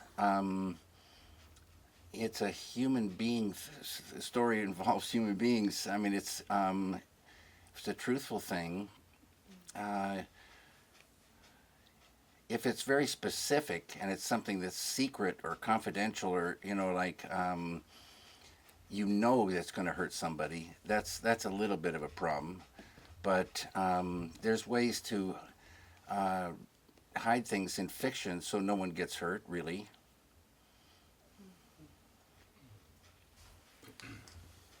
David, like hundreds of millions of fans around the world, I want a new season of Twin Peaks to see the light of day. Now, I know you said, I know you said that the new season, the deal with Showtime, it fell through because you said there were contract problems and negotiations. I never said. Well, anyway, go ahead. Sure. Yeah. But every day on Facebook and Twitter, all my friends are saying the same thing with the hashtag. They're saying save Twin Peaks, and I think I speak for all of us when I say we're not as interested in seeing a new season of Twin Peaks if you're not directing it. So my question for you is, would you be a little bit more specific about what this show still needs in order for it to be the show that you want? No, I can't be. Are you open to exploring crowdfunding? Like a lot of. Am I open to what? Exploring crowdfunding in order to make it happen? No, crowdfunding in this case would be not so good. And Why? You know, like if I was a first-time director, or I was starting out, or if I just had an indie film that I, you know, didn't want to go through the studios, that would be one thing. But when you're dealing with people that have, you know, at least in people's minds, a lot of money, and you're asking for people to help you out, it's bad. It's bad. I have a question. Would you recommend writing many scripts, or doing like a lot of projects and then choosing one to produce, or like focusing life energy on one story until it's done? It's the ideas and love, the two things going together. If you're working on something and you're totally in love with it, why would you go and do, you know, have any problem choosing? You know, you're in love. Yeah. And then if you hit some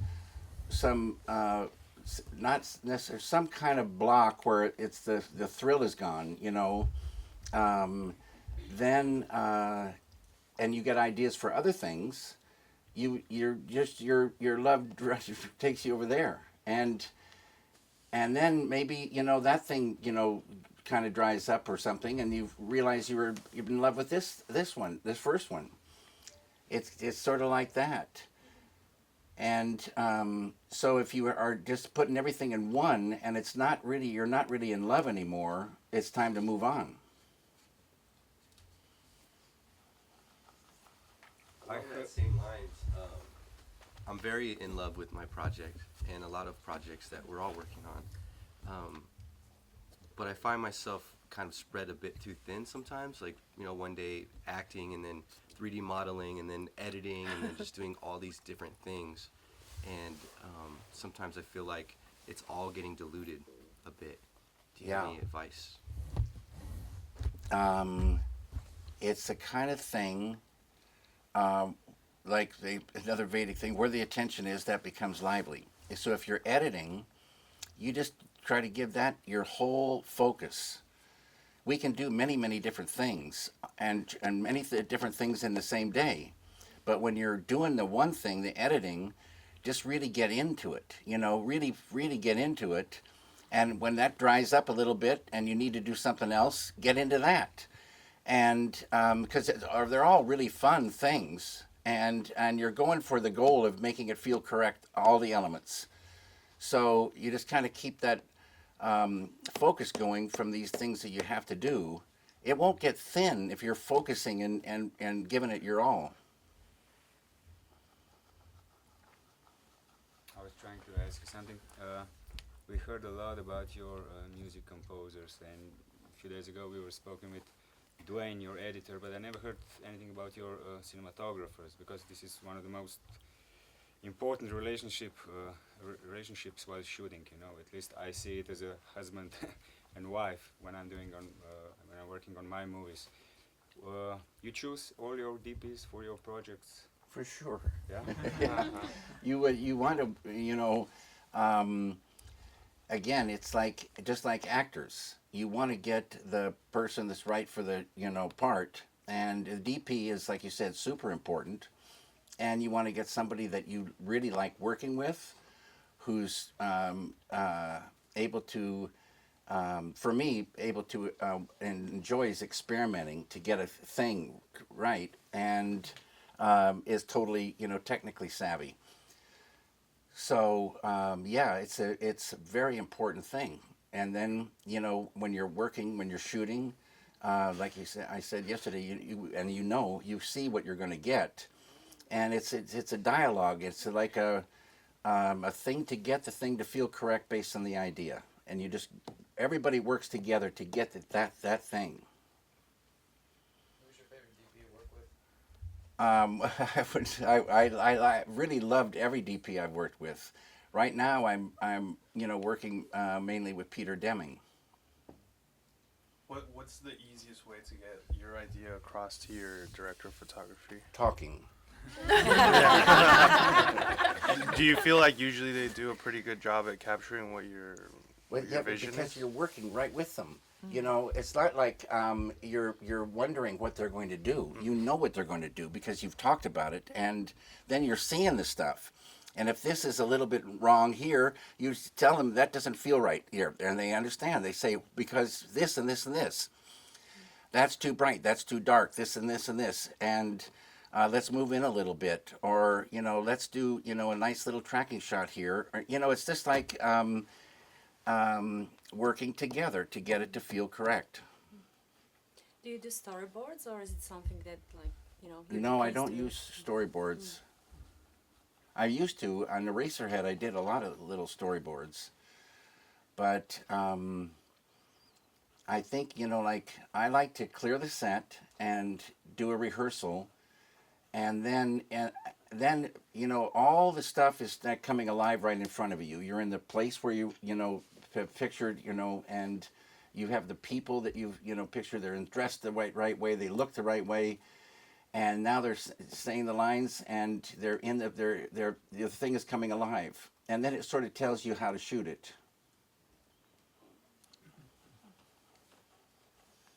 David, I have a question. You know, my piece deals with a social issue, immigration. So I want to take a different approach, a more artistic approach. I don't know if you have any insight or advice as to what elements are important to make a social impact through art.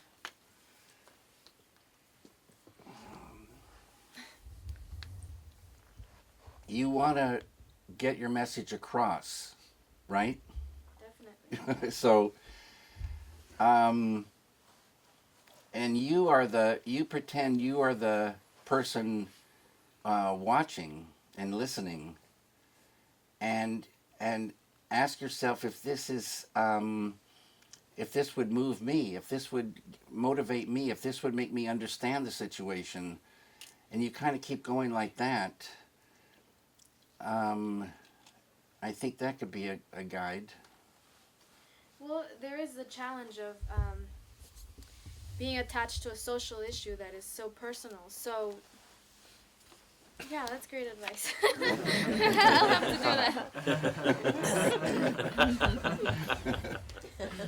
that. And how do you approach pick-up shots? Is that something that you do often, or not? You just pick them up. No, it's like what you try to do is get everything on the day, and it would be great if you could get even a little bit more. And you know, these days things move so fast. People can barely make the day. You know, everything costs so much money, or you know, you only have people to help you for so long, and it's a horror. It's not right, but it's the way it is. but you want to get into that world, you know, and you want to feel it as you're working. There's so many distractions, but you got to kind of feel it and get everything, get all those things, and if you have time, to get even a little bit more. And so you shouldn't need pickup shots. Then maybe during editing or something you get an idea and it wouldn't be, I can't believe we didn't get that. Then we have to go back, you know, but it's not easy. And you don't always have the money or the, you know, wherewithal to go back to some places, but so you try to get it on the day.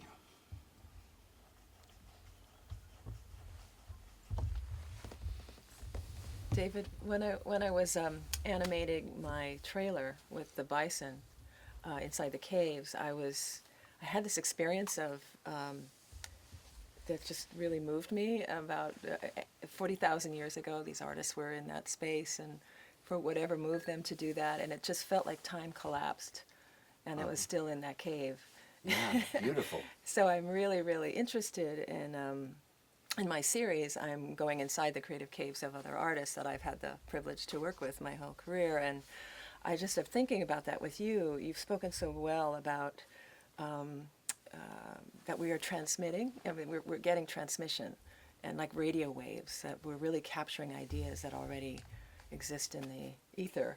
And I felt that when I was in that experience of working with them, and I just wonder what you can say to that a little bit more. I'd love to hear you talk about it. They say that it's all out there, past, present, and future. It's a really incredible creation. I guess we could pick up on anything. I think those cave people I think they were meditating. I think they were simply Maybe they were. Maybe Yeah. they were. I don't know. Maybe they had someone like Maharishi teaching them. Yeah. Then they started painting. Right.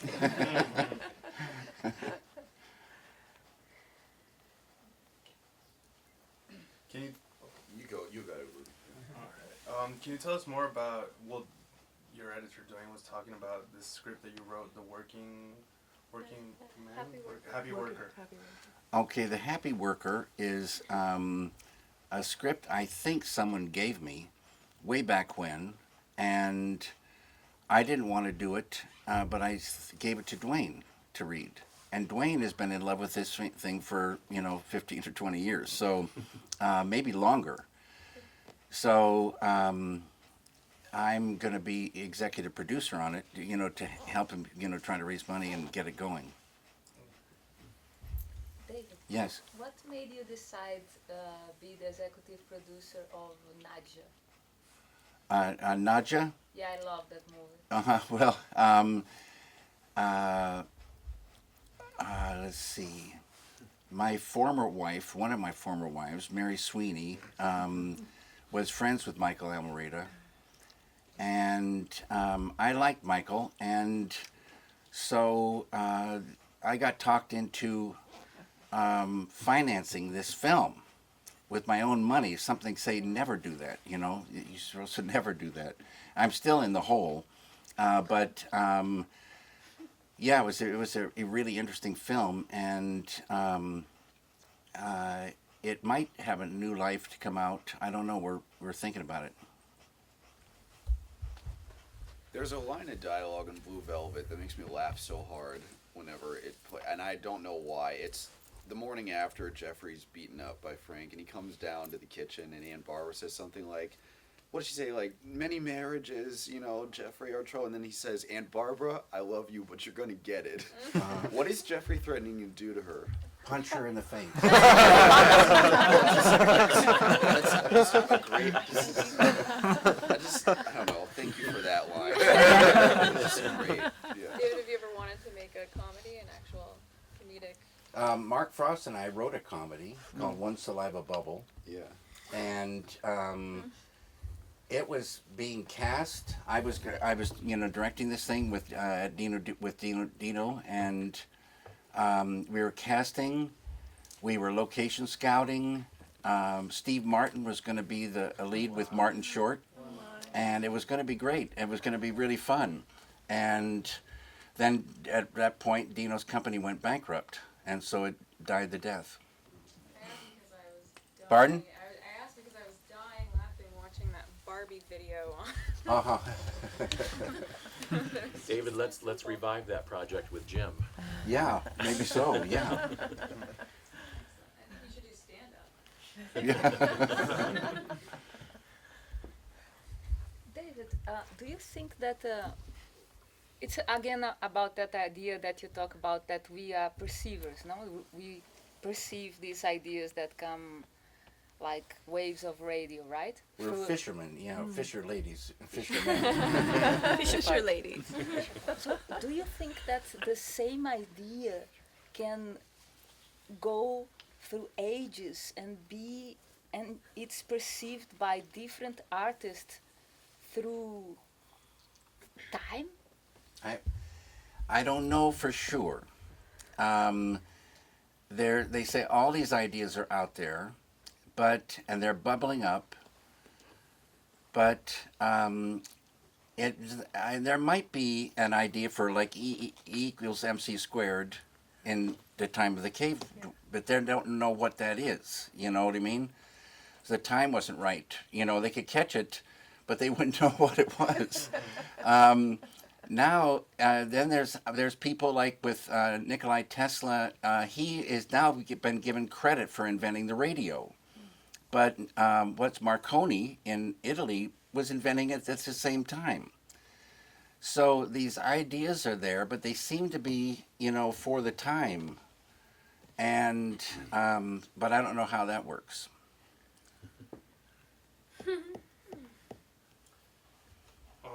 Coming from your painting and art background, how was your transition into the movie industry? Was that easy? Did you get it right away, or did you find someone to help you in the industry?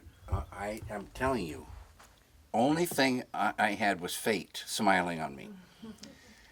I wanted to make, eventually I wanted to make Eraserhead.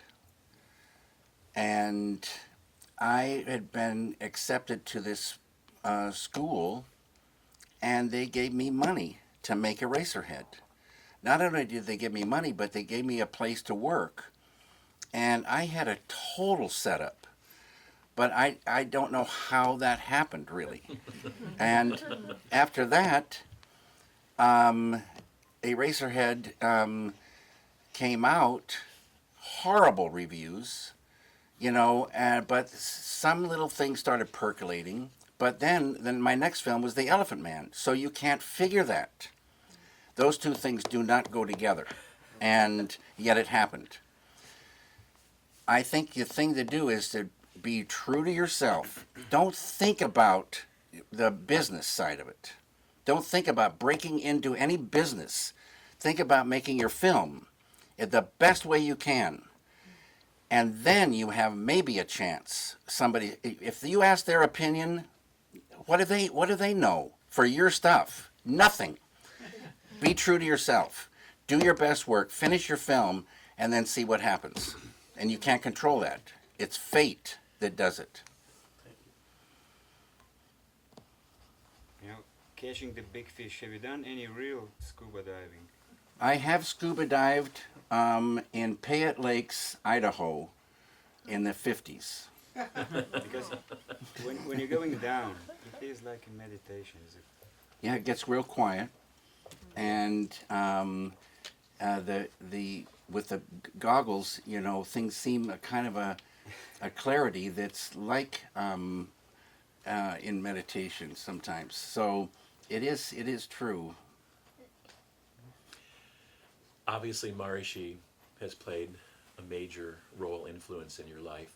Are there other teachers, philosophers, thought leaders who you read or partake of that have impacted your life and your artistry? I had a great teacher, Frank Daniel, at the Center for Advanced Film Studies, AFI. He was dean of the Czechoslovakian Film School, and then he was dean of AFI. And he was a very great teacher. in this one class called film analysis. So there was like 15 people in the class, maybe 10.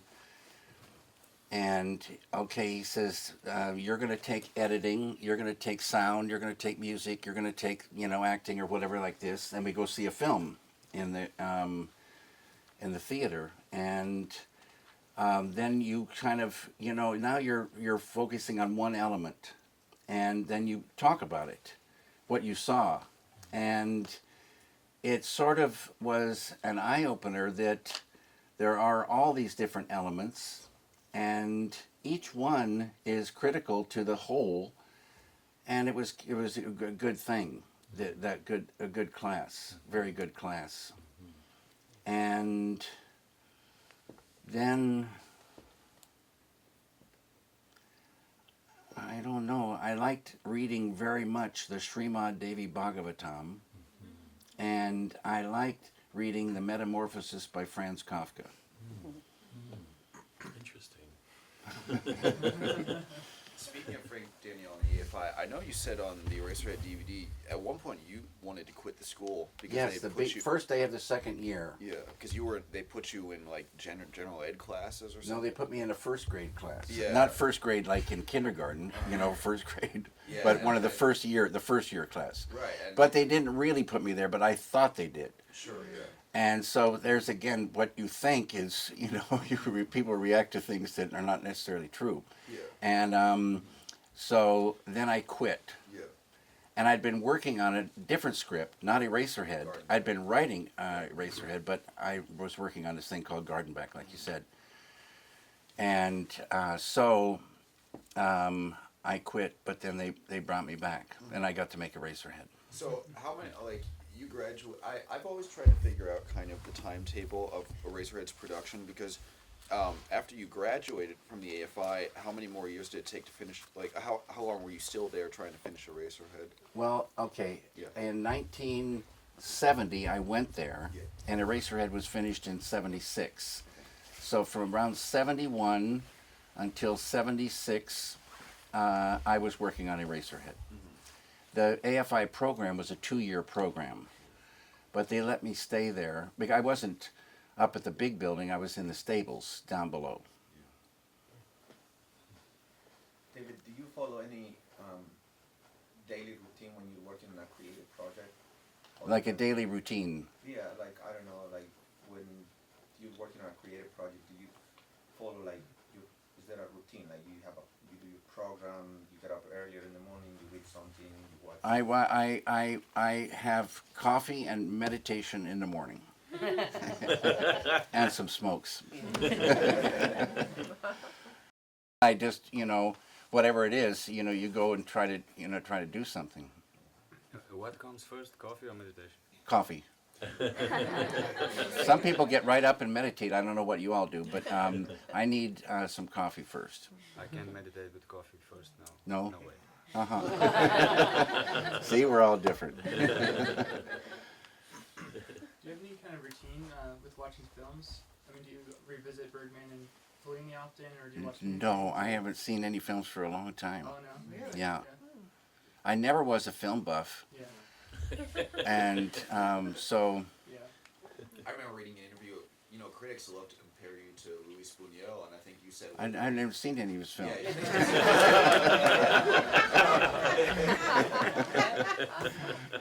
But it's your images has nothing to do with his images. No. No. I don't know. Do you like Murakami, the Japanese writer? I've never read him. So what are you currently working on and playing with? I'm Just working like in on your some daily- lithographs and some watercolors and some painting and some music with Big Dean. What does Dean do all day? And Chris. That's a damn good question.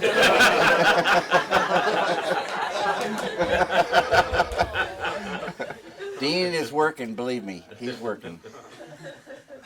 Dean is a very talented young man. Very talented. Do you do that here in this building, or is that somewhere else? Right here. You do your paintings? Upstairs. And we're working on a film with a man named Jack Cruz up from South America.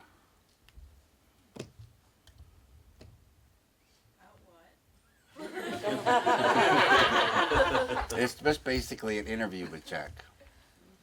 You mentioned your daughter yesterday. I thought it was really sweet. Did fatherhood change things for you? Hello. I wanted to live the art life, and the art life in my mind then was you don't get married, you drink coffee, you smoke cigarettes, and you work. But that didn't ever hold too long. And now I have 4 kids, and great kids. So, there again, life is like, there's not a whole lot you can do about it. Things happen. What's it like now being a dad again? To Lula, Yeah. so great. Yeah. She's such a sweetheart.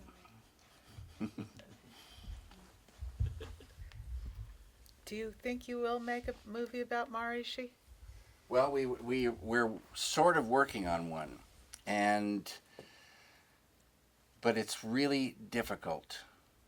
I interviewed Dr. Bevan Morris for over 4 hours, and trying to hit, all these different things that Maharishi brought out, and that is, in our mind, going to be kind of the backbone of it, to hold things together. And so Noriko has gone through to call out all those answers from Dr. Bevan Morris, and then we'll try to elaborate on those things. But other things have come in all the time, so it's tough to, give all the attention to that. David, when you fall in love, do that interfere in your creative process? And fall in love with a girl, you mean? Yeah. Not really. Always the work is, you could say, the most important thing.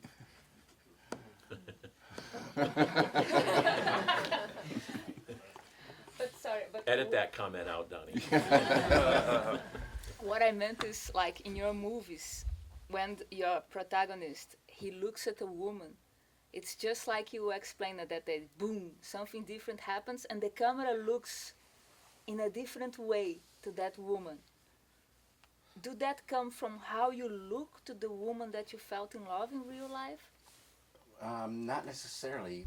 I think it. I don't know what this you're talking about really, but okay.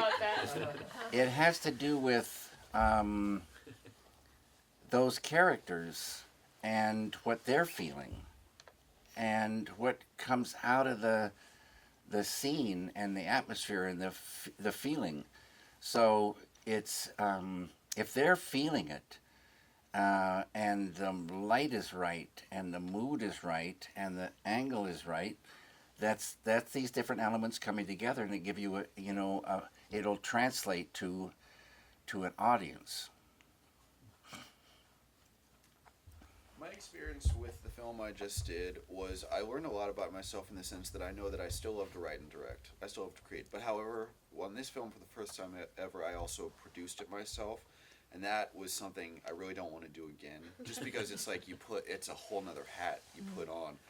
My question for you is, when you produce your own movies, what's that experience like compared to just I'm not a producer. Have you ever produced one of your movies? Well, what do you mean produced it? I don't know, like just produced. I've done, well,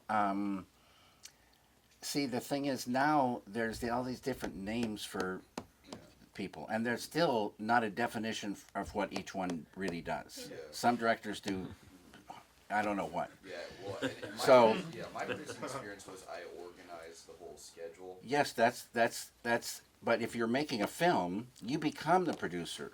You do a budget, you plan out what you're going to do and when you're going to do it, and what you need to do it. And then you also direct the thing, and you hire the actors, and you talk to them, and you work with them.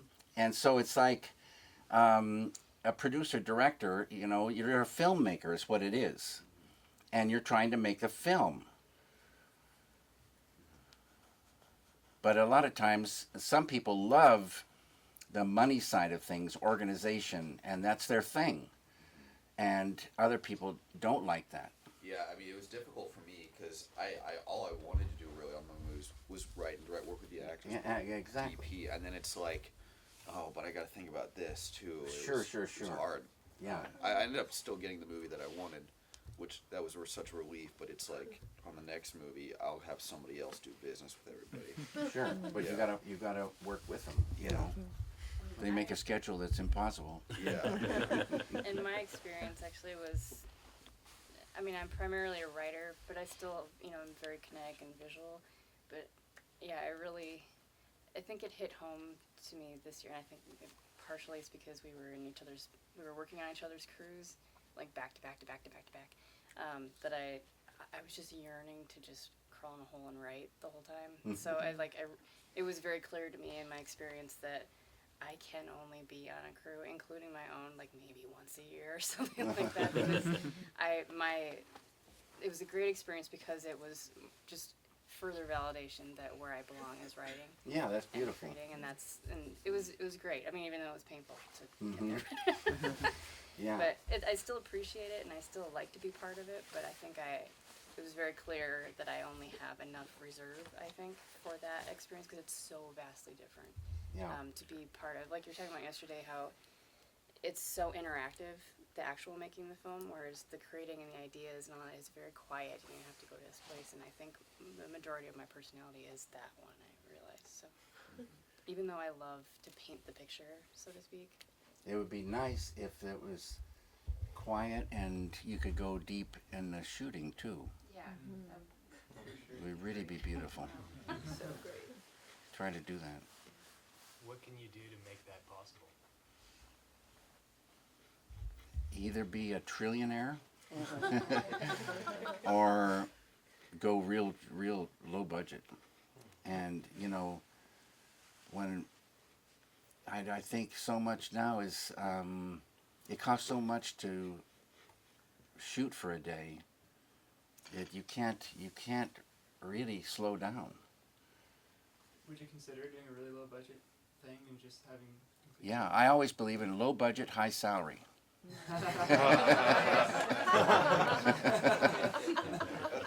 It doesn't work though. Hey David, Fellini always said that when he starts a movie, when he writes a movie, it's one way, and when he finishes the movie, it's completely different movie of what he thought. Exactly. Did that happen to you? Not really, but I sure know what he's talking about. It's more like in a script or something, it happens that you think it's this thing and it just balloons out and it becomes something else. On your shooting, you get ideas and it brings this thing in and changes this. Those things are, like I say, a thing isn't finished till it's finished. So you stay on your toes. You can get ideas in shooting and editing and working on a piece of music, whatever, that changes the thing. You met Fellini, right? I did meet Fellini twice. And Fellini and I share the same birthday, not year. And I love Fellini. I met him, bless you.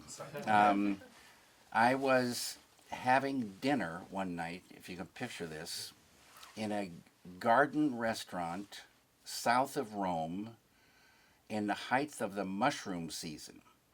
All the courses of the meal were mushrooms, from little bitty ones to steak-sized mushroom.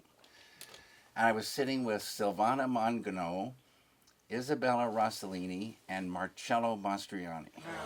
Oh, wow. And I was telling Marcello how much I love Fellini. Next morning, Marcello's car, a big Mercedes, and driver are meeting me in front of my hotel. They drive me into Cinecittà, and I get to spend the whole day with Fellini. It was fantastic. He was shooting Intervista with Tonino Delacoli as his DP. And later, I spent the whole day with him. And then, many years later, I was shooting a Barilla pasta commercial in Rome. And we were in a square where a fountain was, and Gerard Depardieu was the star of the commercial. And two of the people on the crew, the production manager and Tonino Delacoli, DP, knew Fellini really, really well. So I heard, and they all heard, that Fellini was sick. He was in a hospital in the north of Rome. They were moving him to Rome. And I said, do you think it'd be possible to go say hello to Fellini? And they said, I don't see why not, David. So it was set. They checked it out, and Fellini has a niece, a really great woman. And she set it up that we were going to go on Thursday night. And so Thursday afternoon we get word Fellini's going to have tests done and this, we can't go. But it's set for Friday night. So Friday night we go over, and then the niece says only David and Tonino can go in. And there were 3 or 4 other people that wanted to go in. But so Tonino and I went in, and we were taken by the niece to the way deep into this hospital. She knocks on the door. She goes in. It's okay. She comes out. You can go in. So there was 2 single beds, and Fellini was sitting in a kind of a wheelchair and a little table in front of him, and there was a chair for me. And there was a man named Vincenzo, a journalist, in the room. And Tonino knew Vincenzo, so they started talking, and I went and sat. Fellini held my hand, and we talked for about a half an hour. And then I said goodbye to him and said, the whole world's waiting for your next film, and like this, and off I go. Gerard Depardieu flew us back to Paris, and I was watching TV. That was a Friday night, so Sunday, here on the TV, Fellini's gone into a coma, and he never came out. So I was one of the last people to see Federico Fellini. That's a great story. Amazing. Yeah. I know you say it in you tell it in your book, but hearing you just say it that it's so great. Yeah, it was incredible. Do you get starstruck? Yes, with Fellini. How about with Stanley Kubrick? Have you spent time with him? No, I was shooting The Elephant Man, and they came and said, Stanley would like to talk to you. And I got really scared because I heard that he recorded every conversation, and I didn't want to be recorded. And I said no, I don't want to do it. But that's another story. It's a real great story. I love this story for myself. But I was in the hallway at the Lee International Film Studios, and Jonathan Sanger brought 2 guys up to say hello to me, and they were from working with George Lucas, and they said, David, yesterday we went to Elstree Studio and we got to meet Fellini, Kubrick, and then we were talking to Kubrick, and Kubrick said, how would you fellas like to come up to my house and see my favorite film? And they said, great. And they went up, and Kubrick showed them Eraserhead. So this is kind of a thrill. But Kubrick did want to meet you. You just didn't want to be recorded at this. Yeah. Pardon? You know we're recording, right? Yeah, I know. I wish I'd met him. I love Kubrick's films. Do you like Barry Lyndon? Love it. Yeah. Love it. It's my favorite. Speaking of Europe, I have ties to France, and I'm curious, just a general comment, what do you think about like French culture when you've interacted with it, maybe filmmakers, maybe their films? What's your kind of I'm feeling? France's #1 fan. I love France. I love Paris. And I love going there. Now I just work at this Edem printing studio there. It's practically like a home away from home. And it's just, I just love it. I was just going to ask you about that too. Like, what about that? The conditions of that place attract you? What feels so good about it? I don't. There's so many things. There's something in the air there, the look of the place, the mood, the people. You know, I think everybody has this thing where they resonate with certain peoples and places, and I don't know why. It just gets me. I like LA and Paris. And Łódź, Poland, but now they have corrupt politicians, and it's a hellhole now. But it was a great city in the winter. It's hard to get to Fairfield, as you all know. But I love Fairfield, and I love Revelations, the sandwich shop. And I love Chris and Dee, who run the Rockmapura Hotel. I love the feeling there and the people. It's really, when you think about it, you know, the lifestyle and the food and the water and the thinking, it's so far advanced from what's going on in the rest of the world. Did you meditate in the dome when you were there? Yes, Are you a Siddha? I am. Would you recommend the program? A bunch of us are thinking about taking it. Yeah, for sure. Yeah. Did the town go crazy when you visited? Like when Did Jim what? Carrey was. Did the town go crazy when you were in Fairfield? Did They went everybody totally crazy. Well, they did when Jim Carrey came to town. Yeah, It was just that's like Jim Carrey. You know. mind-blowing. They didn't go crazy, no. Probably better that way. Jim Carrey, as you all know, did an unbelievable speech in Fairfield. David, do you think that when you're creating, the places that you are have an influence? Definitely. Definitely. You'll paint one way in one place and paint a different way in another place. You'll think differently, you'll do something different. For sure. And do you think that comes from the past of the place and of the people who live there that you're perceiving? I don't know. The place is important. And it's just like French people are a certain way, and then you go over to Italy, and they're different. They're different type. You go to Germany, different type altogether. Go to England, different type altogether. And there's something about, maybe it's the shape of the land, or I don't know what, or just what is it? There's all these different things, and you go to any one of those places, it'll affect you, and you'll think a little bit different, not completely different, but it affects you. The people in the place, the mood, something in the air or the ground. A bunch of us went to see the Grant Wood House that's in Eldon, a little town right outside of Fairfield, where the American Gothic house is. Yeah. Did you get to go there? No, at all? I never knew it was It's there. a little tiny thing. It's it's a shed. It's so tiny, and it's this iconic painting. And it was so extraordinary to see that. And like you're saying, Grant Wood made a consciousness out of something that you would pass by and not even notice. Yeah, now I amazing. love sheds. Yeah. I'm a shed builder. You build them, right? Yeah, I love building sheds. Do you like Portland, Oregon? No. No.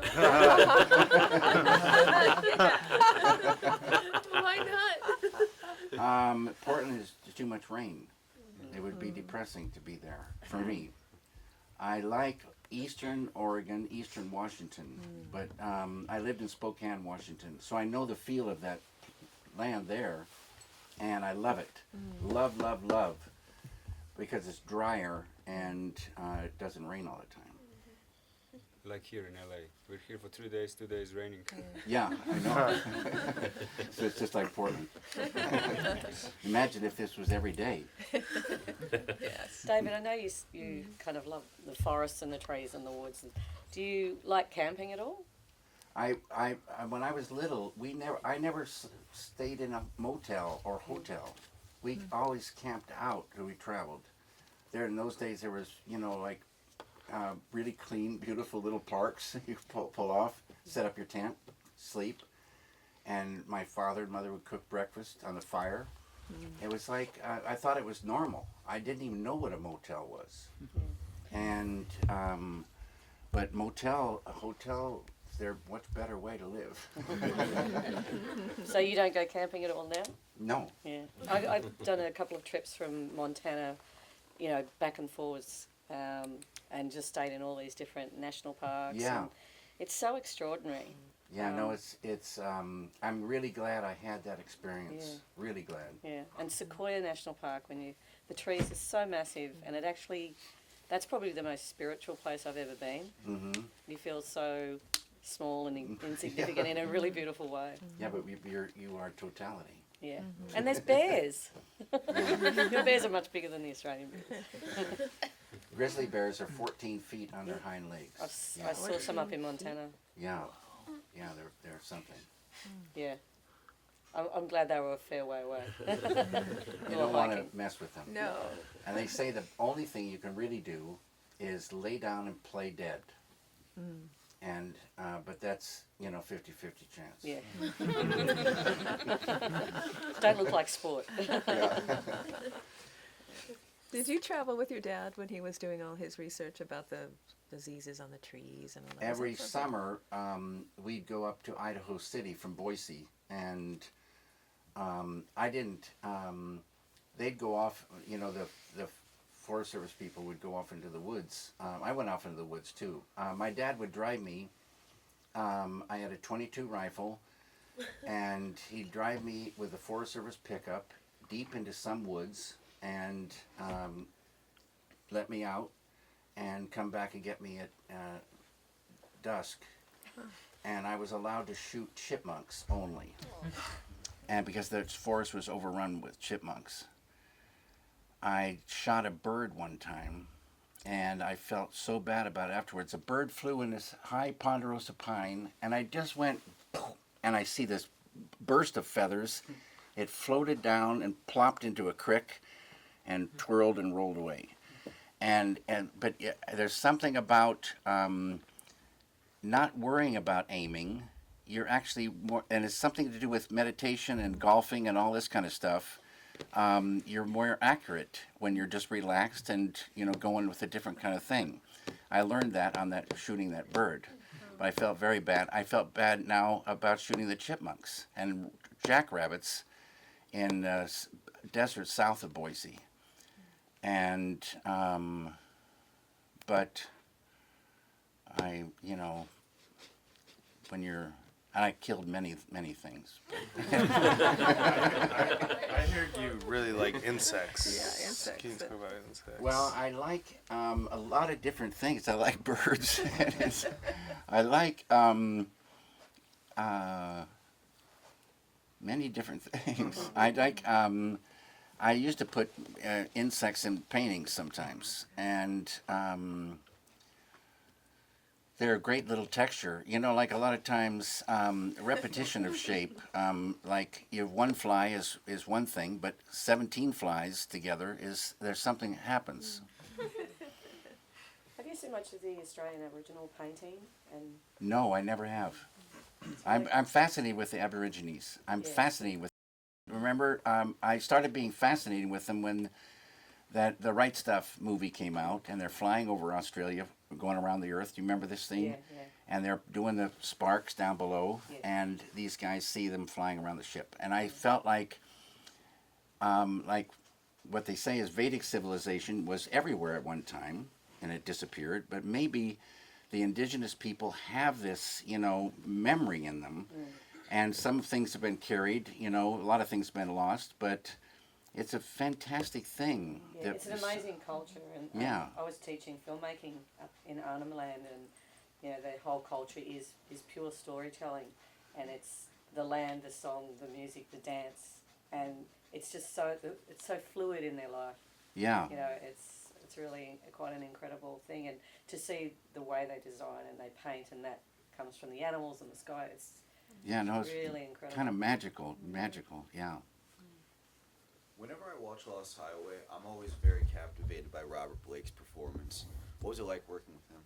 Solid gold. Mm-hmm. He was a real good guy. Yeah.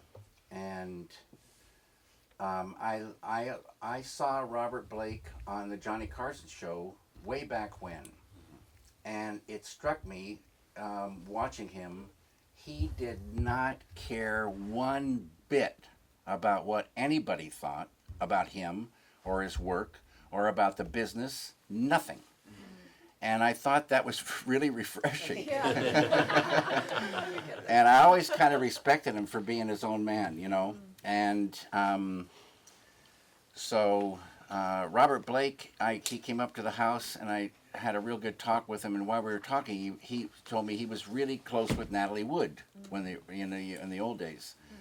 And he said Natalie Wood would never have gotten in that little boat that night. And she was deathly afraid of water. Never in a million years would she have gotten in that boat. Yeah, I read his book recently. His book is filled with anger and Yeah, yeah. it is. I was disappointed that he didn't talk about Lost Highway. He didn't talk about... He called me Captain Ahab, Oh, yeah. and he said he didn't understand one thing. No,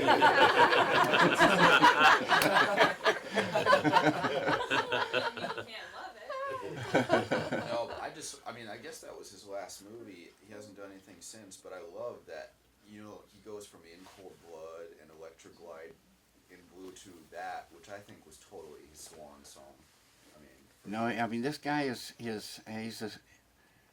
I guess he's a very troubled childhood, you know, Yeah. and that sets people off on a bad road. Yeah. David, it's just because he's talking about the Lost Highway, and I remember the day, like years ago, when I left the cinema in Rio de Janeiro after watching the Lost Highway for the first time, and I was so shocked. Like, wow, this is new. Somebody, you know, had something so different and so amazing. And do you think that somebody can project a person? Project a person? Yeah. Oh, yeah. They project them all the time.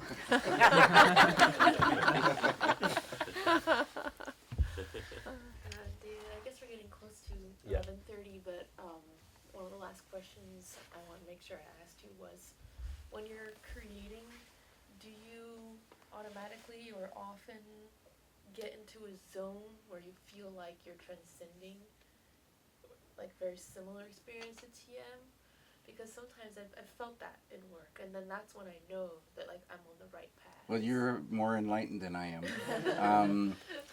I sort of know what you're talking about, but not really.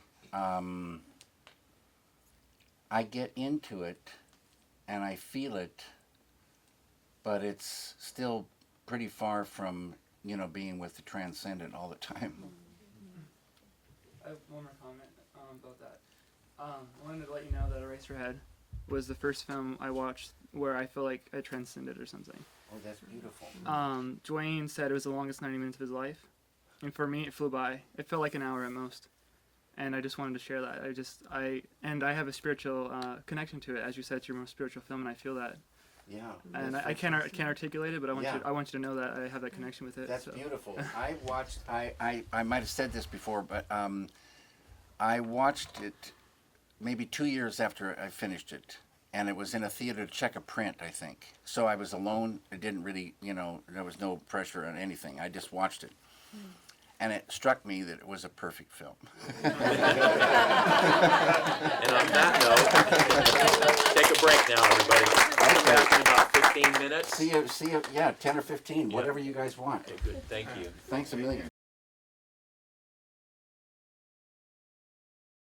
A lot of people Same shirt. Think about it. I don't know what to say. Yeah. You know, thinking something You guys are. you know, that this being really the only consciousness-based filmmaking program. Yeah, that was Really, aside from your name, that's its distinguishing feature that we're going to push more in this third year. Yeah, that's real good. Yeah. Yeah.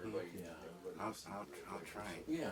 Yeah, give it a shot. If not, then no worries. Okay. Yeah. I could do it later or something, you know, too, if I thought of something. Last couple minutes. Oh, yeah, or later, whatever you're comfortable with. Okay, Yeah. okay, cool. Yeah.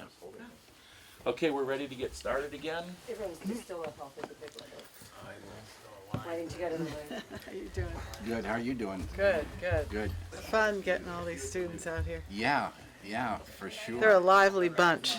I think the weather's getting better too. Yeah, yeah. Should be a nice afternoon for everybody. Are you going on the course in Italy? I am. The No, I'm around. not. No, I'm not. because I love being in that area. Yeah. So I'm going to go Oh, it's there. supposed to be beautiful. I bet that place where you're going is Then I'm going to beautiful. go to Salisbury to do a little PK. Uh-huh. Because that's only about 2 hours from there. Yeah. So it'll be a little Italian, like Como. I love, well, like you feel about Paris. I feel about Italy. Oh, I love Italy too. Don't get me wrong. Yeah, It's great. Donald? Yeah. Yeah. That'll be beautiful. Yeah. That'll be a excited. beautiful summer. I'm excited. Yeah. Yeah. And then back in Fairfield for his recertification. Because I talked to Yeah? Okay, yeah. Fantastic. Yeah, I'm looking forward to it. They've kind of already provisionally recertified me. John just sort of, you're blessed. Great. I want to do the whole course now. Yeah, beautiful, man. That's great. Yeah, I'm looking forward to it.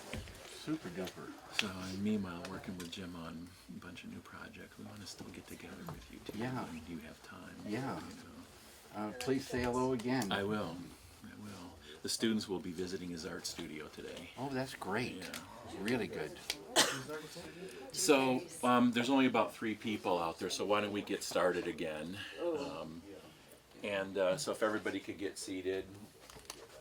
And, why don't we start, the students graduate next week.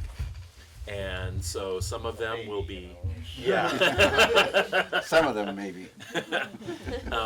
And some of them will be continuing on with their careers with a new skill set, and others will be starting their career.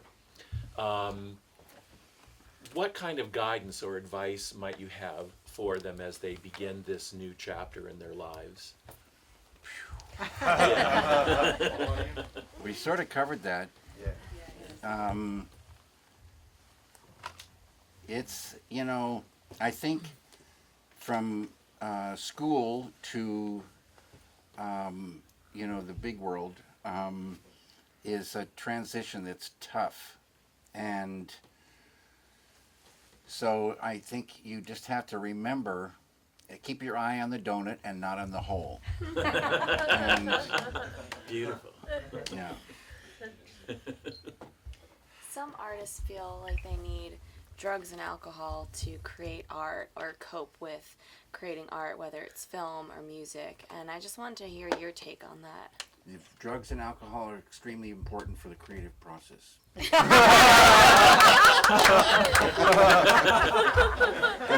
Again, another comment to edit out. No, it's like now I know that there's so many different kind of drugs. I was reading 680,000 people from 12 years above took heroin last year. 680,000 people. And then there's drugs that are 50 to 100 times more powerful than morphine. There's drugs that make you have seizures, vomiting, hallucinations, all kinds of stuff. Pharmaceutical drugs and laced drugs and all different things. There's these bath salts. And there's so many different drugs. And I picture the country is heavily drugged. Really, a lot of this going on. And it's really pretty frightening. And just like driving down the road, you don't know what's going on in different cars, and you don't know when you're going through a neighborhood what's going on in different houses. And it's a crazy world. But as you all know, everything is in the transcendent, everything. And if you can get friendly with that, infuse that, grow in that, all experiences are open, and there's no bad side effects, none, only good. And that's where the real creativity is, the creativity that creates everything that is a thing. And so the number one thing is transcend, transcend, transcend. And it's serves the work and serves the life. As a director, one one thing that I was very terrible at the beginning, but I've gotten a little better at, is like when it comes to music, trying to explain to composer what it is that I want. In your book, you talk about that sometimes when you go and meet Angelo Badalamenti, sometimes he doesn't play what you want, and you talk him through it. Has there ever been a time when Angelo has not been on the same page with you at all? And if so, what do you usually do? There's lots of times when, especially in the beginning, words mean different things to different people. And so it's this thing about communicating. And with Angelo, it's easy to see when you're communicating properly, because you start playing a thing if it's what you want and it feels right. But I always say there's probably a lot of things that would feel correct but there's trillions that won't feel correct. But there's more than one that will feel correct. And so it's talking. And the thing is that what is this word feels correct? That's the trick. It's intuition. And that's another reason to get friendly with the transcendent. It's intuition, knowingness. And so this is the huge, tool for, anything in life. Intuition. And it's magical. It's magical. It's like without it, you're dealing. I don't know what you use, in its place. But it helps you through everything. Something isn't quite right, and you feel it. You know it's not right, and then you see a way to go to make it right. And that thing is what it's all about. And it involves experimenting, action and reaction, trial and error. But it talks to you and tells you when it feels correct. And you got to have that thing, or you're fresh out of luck. On that, when you're writing, do you feel that your characters talk to you? Yes, they talk to you. Yeah. Yeah. And you can They hear, start talking to you, and hear this their one talks vernacular. this way, and this one talks that way. Yeah. Just like people. They're people. It's a real world that opens up. And that you see it and hear it and feel it, and there it is. Do you ever sort of, with my character, I've created her kind of spirit animal, which is the raven. Do you ever feel any sort of connection to any specific animal? No. What about the dead cat in Eraserhead? The dead chicken. Yeah. I made a fish kit, made a chicken kit, I made a duck kit, I've dissected a cat, and all these things, you learn a lot of things, and you get sort of feelings. It's like dissecting a fish could be like listening to music. You could get ideas from it. You don't know where ideas are going to come from. It's not that everybody should run out and dissect a fish. It's all these different experiences, feed the machine of ideas, somehow catch ideas. Did you see Fishing with John, the John Lurie series? I've seen one of those, yes. Yeah. It's fantastic. Yeah. David, you said you don't watch a lot of films. Do you go to a lot of exhibitions? Have you seen a lot of painting shows? I don't really like to go out. Yeah. I'm making a film that's about raw human emotion, about a girl that finds out she's adopted, and it's a film that's close to my heart because of adoption running in my family, but because it's a film where there's a lot of emotion in it, in the editing process, I want to keep that up. I want to keep the emotion strong so that other people feel it. Based on your experience in making films that are emotional, do you feel like you put more of your emotion while you're in that process, or do you hold it back at all to let the emotion affect you? This is the trickiest thing, emotion. And I've said this a bunch of times. You're looking at a film with a bunch of people, and the person on their screen is crying their heart out. Something very sad has happened. No one in the audience is crying. And then you see on the news some person talking about the loss of their daughter or something, and the expression on the face, and it just transfers over and you feel it. This thing of transferring emotion over is so tricky, and it involves all the elements working together, and a little bit too much of that breaks it. A little bit too little doesn't happen. It's so tricky. But you want the people to feel that thing. But do you think about, like, because when I'm editing what I shot, usually I'm not thinking about what they are gonna feel. I'm thinking about what it makes me feel. Yes, you are the audience. Exactly right. You can't second guess a fictitious audience, an imaginary audience. You are the audience. If you feel it, like Mel Brooks said, if you're writing a script and you don't laugh, they're not going to laugh. David, 2 days ago we met Bill Borden, who's produced a lot of successful movies. And when I found out that he had worked with the director Robert Mulligan, I kind of flipped out. Because here's the thing, I rewatched To Kill a Mockingbird again recently, and like Summer of 42 movies that Robert Mulligan directed, and I realized he was the David Lynch of his time.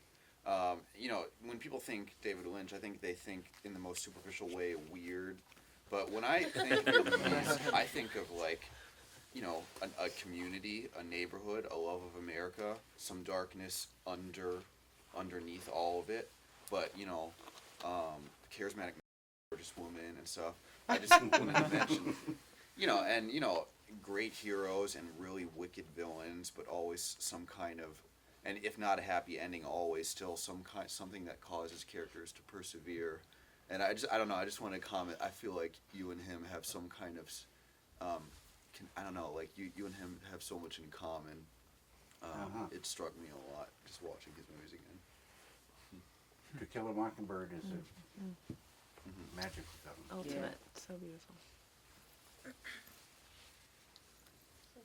David, I wish I had a Murakami book to give to you. Cause I wish you did too. yeah. I always read him. He's my favorite writer, and you are my favorite filmmaker.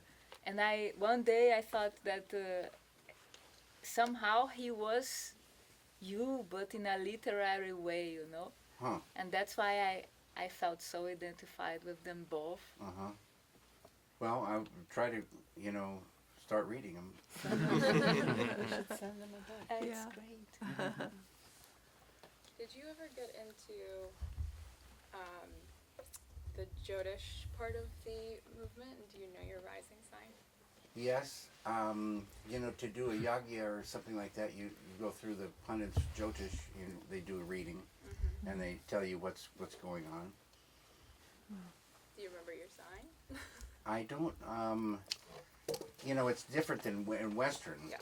And I don't remember what my rising and moon sign are in Jyotish. Remember what time you were born? I've done that. I think it was 3:24 in the morning, I think. Right, I'll let you know. She's good. I know you almost collaborated with Kanye West on a music video, and I was just wondering if that is something that you want to continue maybe trying to do with another contemporary artist making music videos. I've just loved this one song, Blood on the Leaves. Blood on the Leaves. Blood in the Leaves? Yeah, and I just loved it. But I didn't ever get ideas that were thrilling, especially thrilling to Kanye. So I just kind of,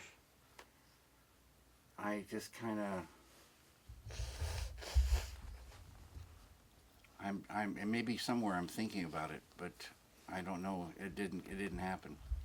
I sometimes music talks to you and you just get tons of ideas. And I thought that one would conjure enough to make a video, but it never did. So I just thinking about it sometimes. Were you involved in any way in the commercial for your coffee? The one where the robot explodes? No, not a bit. No.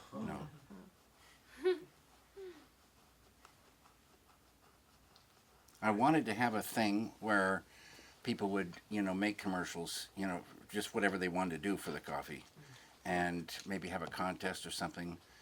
But some people have just sense stuff.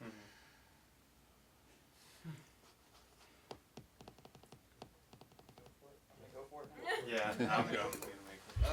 No, in the freezer. You don't have to answer this. Walks out. Why did you choose to shoot Blue Velvet in Wilmington? I didn't really choose Wilmington, but it worked out. Blue Velvet really was not. Wilmington is a little too far south, and like in the world of Blue Velvet, I never really pictured moss hanging from the trees, like in Wilmington. But they do have logging and all this stuff, so it was, and there was even a place in North Carolina called Lumberton, and so it was kind of like, again, fate, but that's where Dino was building his studios, and he was making 13 pictures there, and Blue Velvet was one of them. I know it was tricky to try to get Roy Orbison to let you use In Dreams in that movie. I know he said no at the beginning. No. I never talked to Roy about it. His company, we just squeaked in under the wire, getting In Dreams, the original. Yeah. Right after that, Monument Records went bankrupt. And you couldn't have gotten them. They were all locked up, even if you paid them $1 trillion. And poor Roy, he lost those things. And so he made an album, remakes, and he was going to sell them on late night TV. And in those days, there were these ads like at 2 in, blue screen, yellow block letters, play some music, and you buy this thing, send in. And Jeff Ayeroff at Virgin Records heard about this and called Roy and said, "Roy, don't do this. We'll release the record on Virgin Records." And so then when Blue Velvet came out, what happened was Roy's friends took him to see Blue Velvet, and he did not like it. And he didn't like the way the song was used, because it meant something to him completely, different. So then this friend said, "Yeah, but Roy, it's really great. You should see it again, and not just see it with more open mind and like that." Roy is really a good guy, and he went and saw it again, and he said, "You're right. It's okay." And then they used some footage from Blue Velvet for a video that somebody was doing for. I guess it might have been In Dreams. I'm not sure. I think it was, yeah. And then I got to meet Roy, and because I told Jeff these remakes are not right, they're not good. It's not the same at all. And he said, "Well, David, it's too late. You can't change it." And I'd already promised him we're going to put it out. But if you want to go in the studio and remake In Dreams with Roy, we'll set that up. And I thought, wow, that's a huge responsibility. And so T-Bone Burnett was a producer, and I was there to, do whatever. And Roy, and I would try to talk to Roy like an actor and pump him up for, because it wasn't quite happening. And he said, "David, in the old days, there'd be a guy like you who would do that job, and say, it wasn't feeling right, it wasn't doing it here, it wasn't happening there." So he was perfectly fine with that. We recorded it, and it was pretty good, but not like as good as the original. And we were mixing it, and it was like 5 o'clock or 5:30 in the afternoon. So I went up to the engineer and I whispered to him, "Is there a room I could go, a private room I could go to?" And he said, "What?" I said, "I want to go meditate." And he said, "Sure." So Barbara Orbison was watching it, saying, what is it? I said, "I'm just going to go off and meditate." And she said, "What kind of meditation do you do?" And I said, "Transcendental meditation." She said, "Roy and I do transcendental meditation." So we went and meditated together. It was fantastic. And you guys later used crying in Mulholland Drive. Yeah. David, did you happen to see Lana Del Rey's rendition of Blue Velvet? On the TV, yeah. Yeah. It was pretty good. Yeah. I really love her. Yeah. I've seen her so much. Yeah. David, some people say that ghosts are memories that cannot be erased. Fine.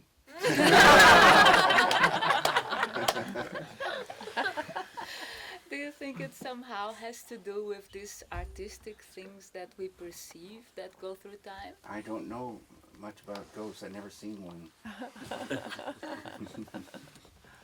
Have you all seen them? Yeah. Has anybody seen a ghost? You have? We lived in a haunted house that it was like, none of us believed in it before, and then it was like 30 different instances of 15 different people having experiences separate from each other, and it was like, this is too much. It was actually in the Frank Lloyd Wright house in Fairfield. Huh. Good architect. Well, it's Very really good old architect. house. Yeah. But yeah, super creepy. If this is, I've been wanting to ask this for a while now. What do you put in your hair? No, I'm past that. I'm past that. If you were a hot dog and you were starving to death, would you eat yourself? For sure. Beautiful. So we have about 5 minutes for questions remaining before we do photos. What's your favorite and least favorite quality in a person in one word each? Favorite quality? And least favorite. Bliss would be the favorite. And lack of bliss would be the... What would you say is your greatest talent? My greatest talent?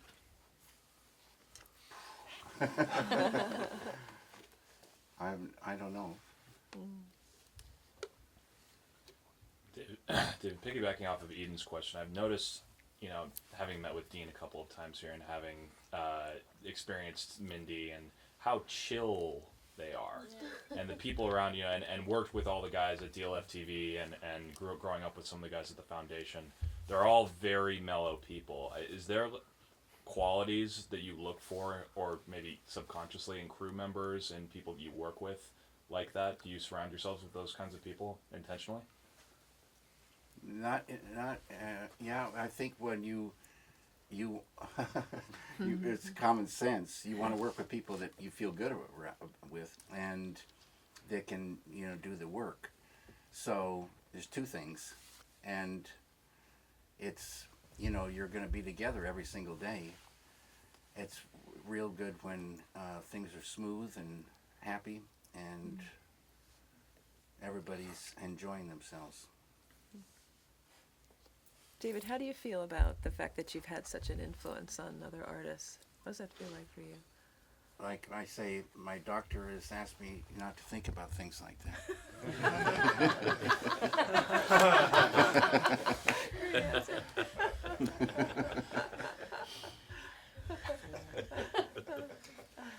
I have a question.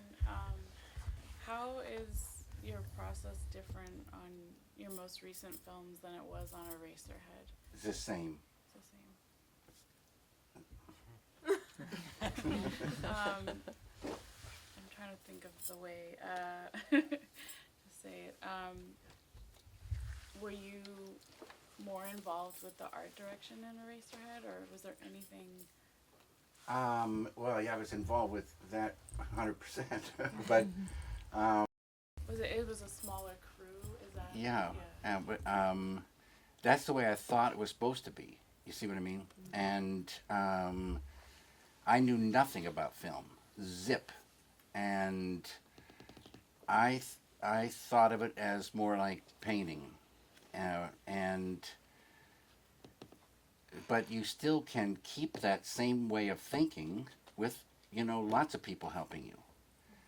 It's just communicating. It's not like an ego thing, I want it my way, and start screaming. You want it what's right for the idea, to realize that thing in the proper way. So you need to get everybody on the same path based on that idea, or else it won't work. It would be great to build sets and get in there and do all those things and do all the stuff, but it'd take another, it would take 5 years at least. David, how many people ideally do you like to have in your crew? I don't have, there's not a number. It's like, the smaller the better.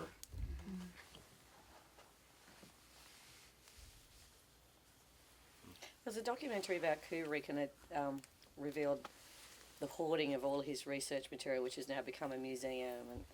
And do you find that after you've finished a project that you can shed all that stuff, or do you hang on to things?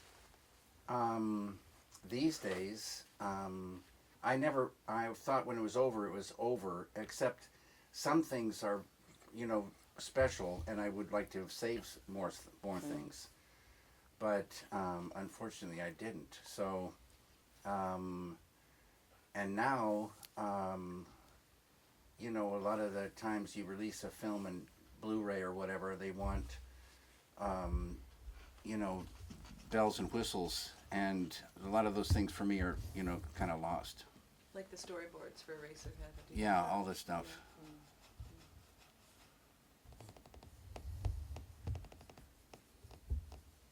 Do you ever go back and watch your first film recently? Have you done that? Well, in a way, because it's out on Blu-ray, I had to go to the lab and like each territory did their own Blu-ray. So I've seen many different versions of Eraserhead Blu-ray, and the Japanese head and shoulders above all of them. Somehow it was so incredibly beautiful, and it was so organic and so beautiful. They just did a great job.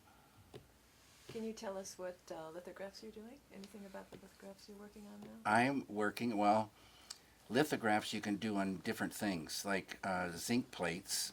I started doing, my first 12 were on zinc plates, and more like hard edge and not any kind of really organic stuff. Then I got onto the stones, became way more organic, thrilling to the soul, and I've done over 200 of those on stones. Then now, recently, I've started working on vellum, and I can work on them here, roll them up, send them to Patrice in Paris, and he can print a proof, send it to me, and I can approve it or whatever. And this vellum, I like, at least right now, better than stones.